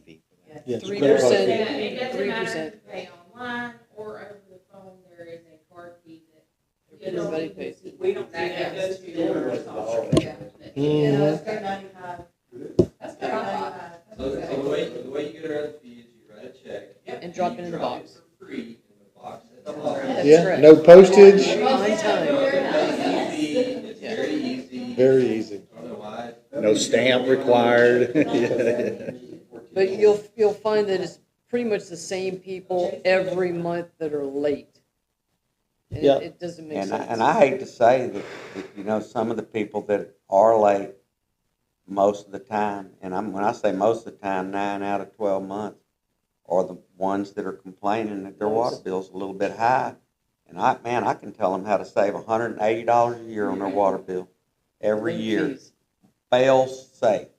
Just pay it on time, and it's $180 you save. I have a question. Sabrina, for older people, when they get their social security, like if somebody were to come to you and say, hey, my social security check doesn't drop until this date, I thought so.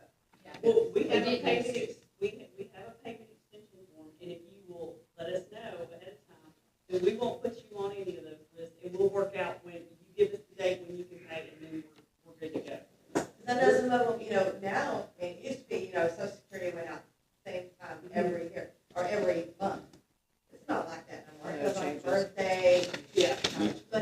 you don't have to go on a payment, if, now Sabrina can offer a payment plan, is that correct? Yeah. Uh, Extension, if Payment you plan, like if you have a leak, you know, and your bill's $1,000 and you wanna pay an extra $100 a They're month, they pretty can do good about that. calling about leaks too. Pretty good. Well, this has been great. They call me, I mean, Yeah. We go to extremes whenever it comes to trying to notify people, but if you're not getting notifications, we don't notify getting it unless you call us. Some people got off that notification list, right when we first got the notification out. list, we had a little hiccup, and a lot of people said, you know, they oh, just that take like me 2 off. o'clock in the morning.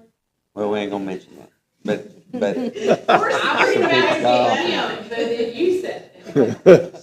I didn't say it. But I mean, that's what she's trying to say is people got off the notification list, so you can't notify somebody that's not on the notification list.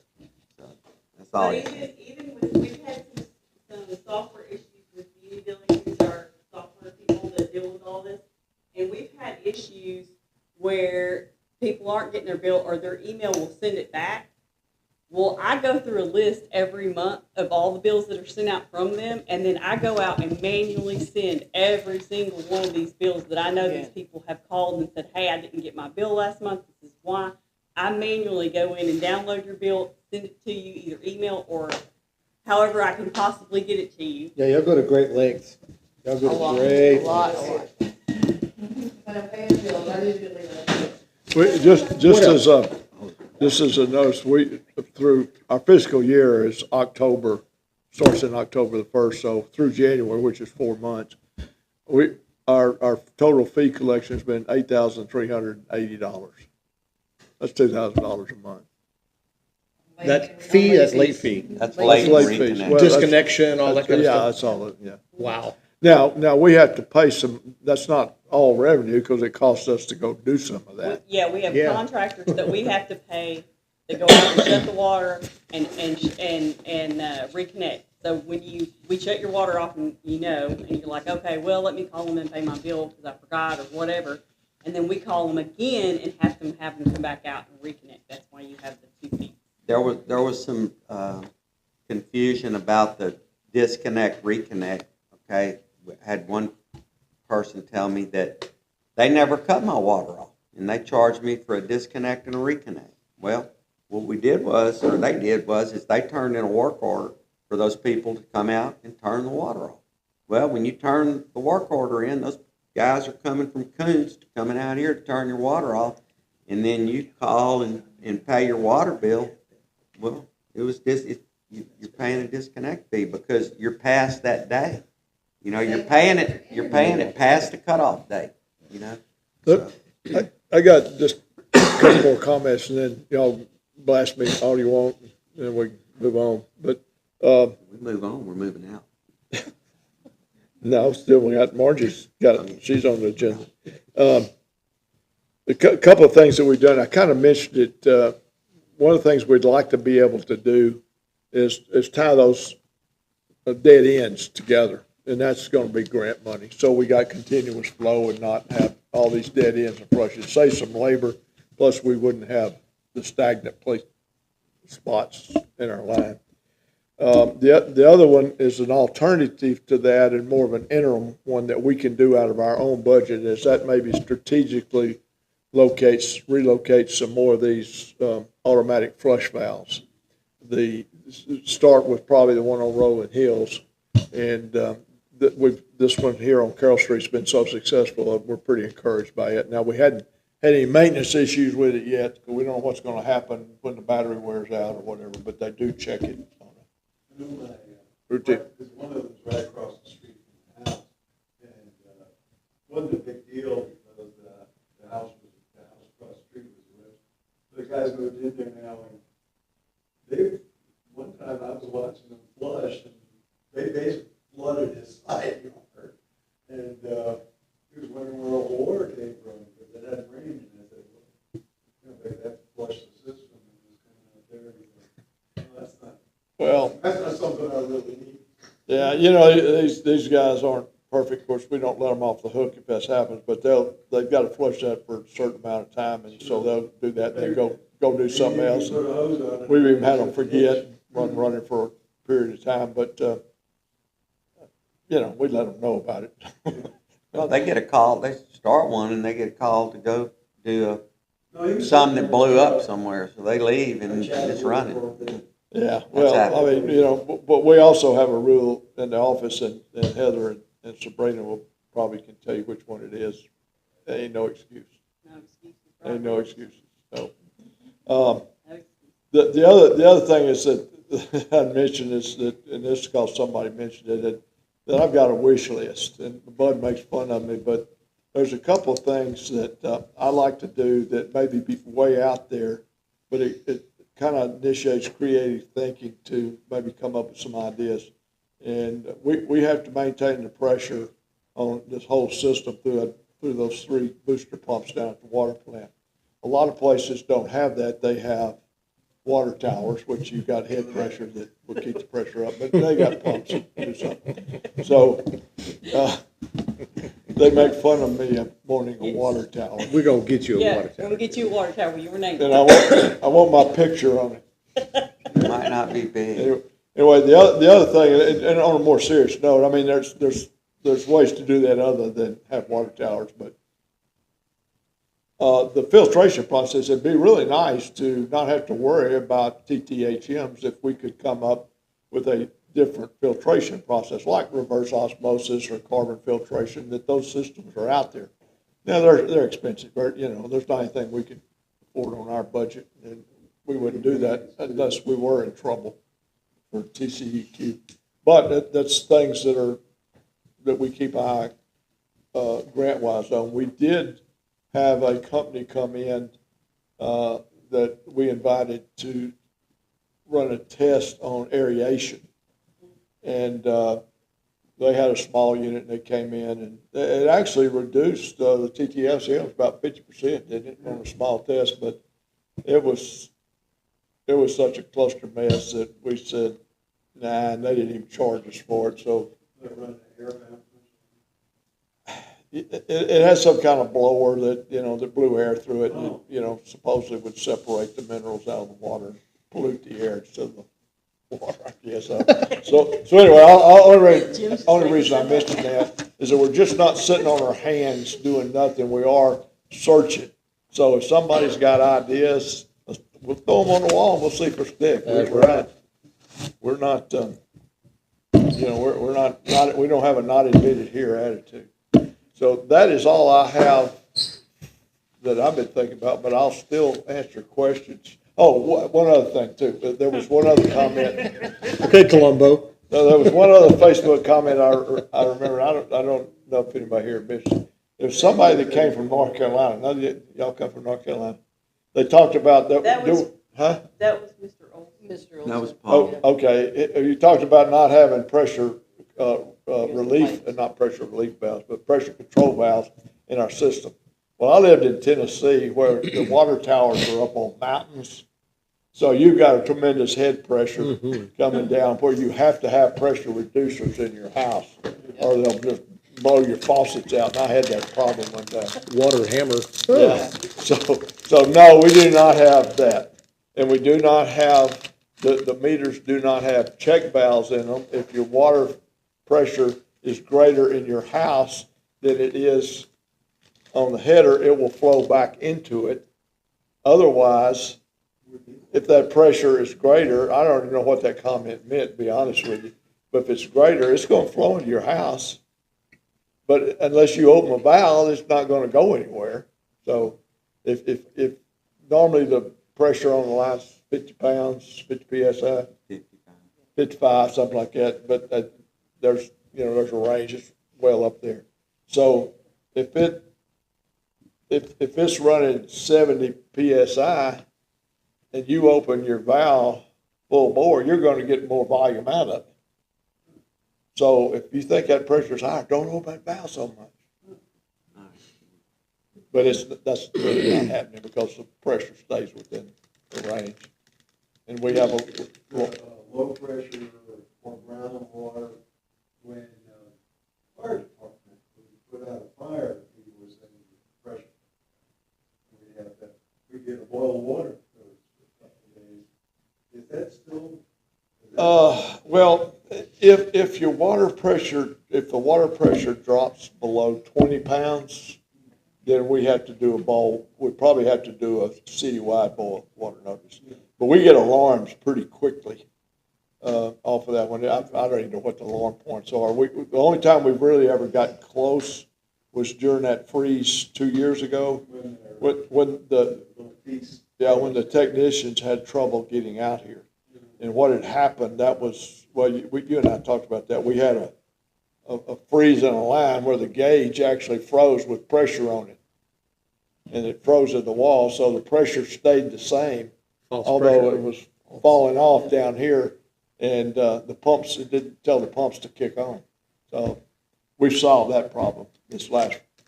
But that's the other thing, that's the other process we've really put into place too, working with these bi-weekly meetings, is that we put in a problem solving. Anytime we've got an issue, we expect a solution. And we expect to understand why. Why are you laughing at me? I'm not laughing at you. I was laughing at something else. I'm not laughing at you. It's an Jim, I inside joke. promise. Okay. Anyway, so I'm bored Bud, but I don't care. He bores me when he talks. It's your stage. Anybody got any questions? I know you probably don't want to hear anything else from me. All right. Margie's up. Well, before Margie starts her presentation, I just want to mention something. I don't think anybody other than maybe Margie was here for the city council meeting. Monday, we're going to be doing a call out requesting anybody who wants to apply for the open Ward 2 seat. There's an application that you can get from City Hall to apply for that position. And then also council has decided to move the city council meetings to 4 p.m. on Thursdays. So just to let you guys know, and we'll be doing a call out on that too. Other than that, while I was gone, somebody mentioned bullet holes in a shed. We do have Jefferson County patrolling more often. So being that you mentioned this, we'll make sure to have Dante look at it too. So we do have. He's already officers. filed a report. You filed a report? Yes. too? Yeah, he They already Okay. got the Excellent. bullet, they got the bullet out of it. Okay. Okay, because I mean, I'm hearing a lot about the gunshots over off of Yellowstone. So we're trying to get to the. Okay, yeah, we're definitely trying to figure out where they're coming from, because that's not cool. I think it's all those deer that hang out over Yeah. by Oh, my yeah. house are shooting They're back. shooting back. But yeah, I mean, just to let you guys know, I mean, as we hear about things, we are trying to get to the bottom of it too. So, city council meetings are being moved to 4 p.m., and then we're gonna be soliciting for someone to take Ward 2's position. And if you need to know where Ward 2 is, you can reference it up on that back screen. Which is basically the left side of the map up to the red line at the top. We also have all of the addresses that are included in Ward 2 on city website. Yeah, that's on the city website. Thank you. All right, Margie, go ahead. You're in Ward 2. I am, You want to come up to the speaker? not really. That way the people, See behind you that way. the people online can hear you. They can hear me now, I'm talking loud. Okay. Basically, what I wanted to do is I wanted to come to city council and ask to use this building for the 4th of July.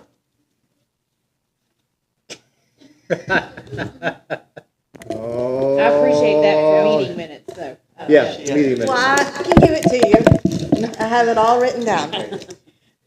So basically, the reason that I want to ask for this building is because if we're going to have vendors, if we're going to have extra things out here, the park is going to be very, very crowded. I don't know how many of y'all have been out here for the 4th of July, but it gets very crowded. I mean, you can't hardly park on Sweet Gum, down the boulevard, or on Riverbend. One year, I think it was almost all the way down to the church. Oh, yeah, we were parking overflow there. And so we have a lot of parking, and we have a lot of people.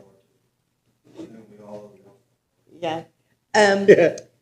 We have a lot of people, and most of these people are not from Bevel Oaks. They come from Sour Lake, from Nome, from China, I've seen people come from Lumberton over to our little thing that we have. I mean, it's great.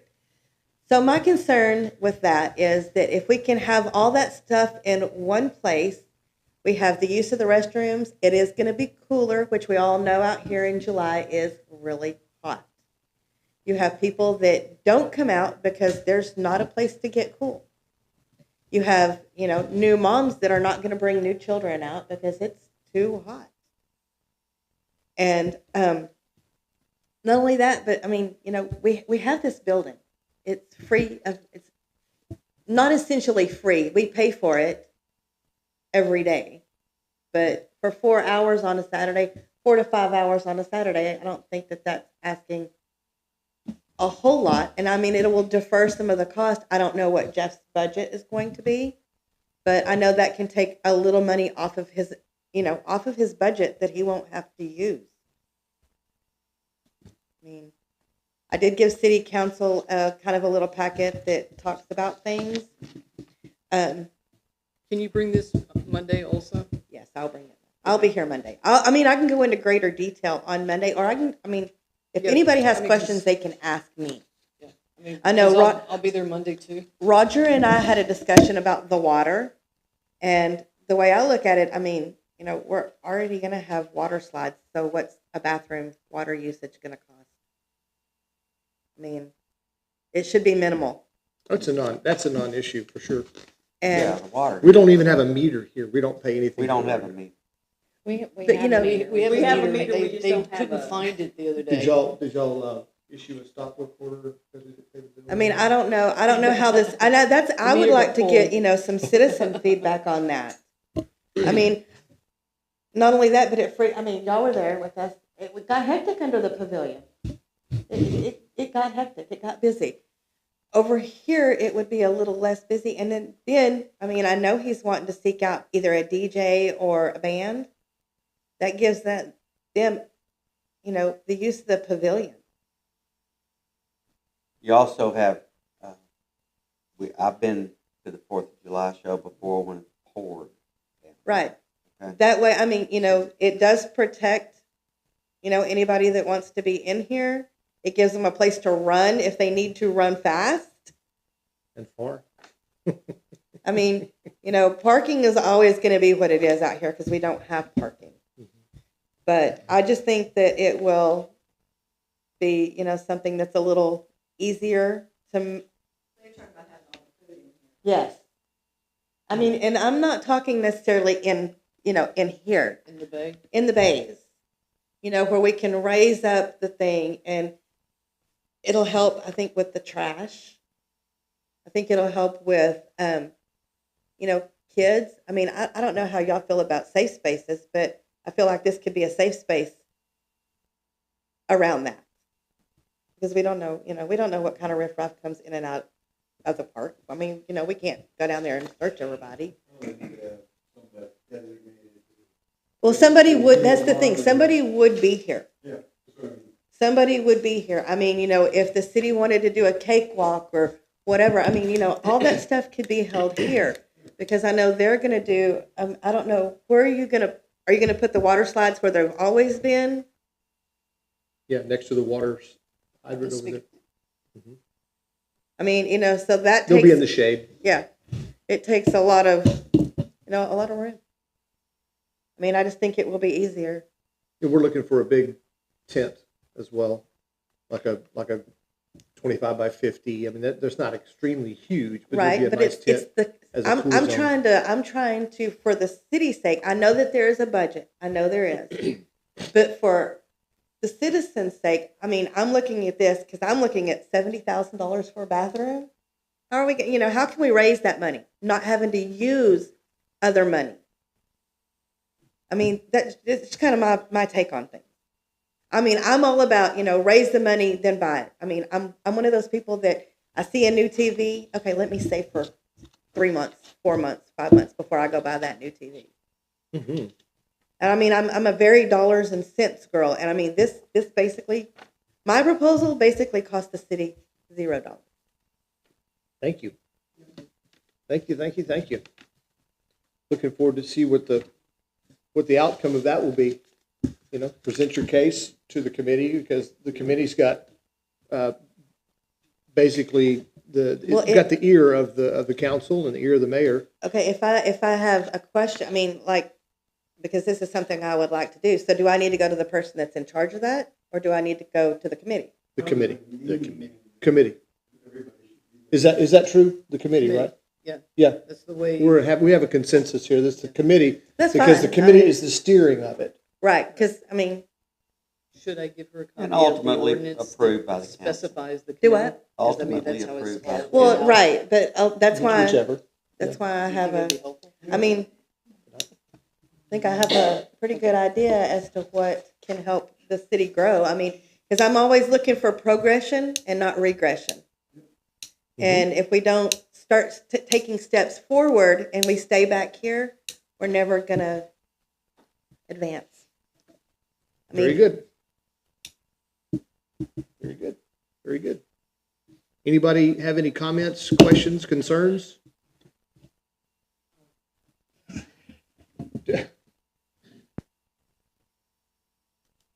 So, a little sidebar over there. Well, no, I was asking about, stuff that we did as surplus. I wanted to put the t-shirts on there, but that, Okay. but I wanna do that, maybe we need to do it in March's meeting, so that when we surplus the t-shirts, that we have those. Got it. Yeah, for the car show. Yeah, for the car show. Anyway, Sounds good. reminder. Sounds good. Sounds good. All right. So, Mayor, it's up to you. Pull the plug. I'm good. Can I have a motion to Motion. dismiss? Thank everybody for Motion. coming. Motion. Thank y'all for- Everybody Thank out. y'all for coming and for enduring. Hope we didn't overload you. Good. Every day's. Learn a lot about water, huh? Yeah. More water everywhere and all. You know what? This was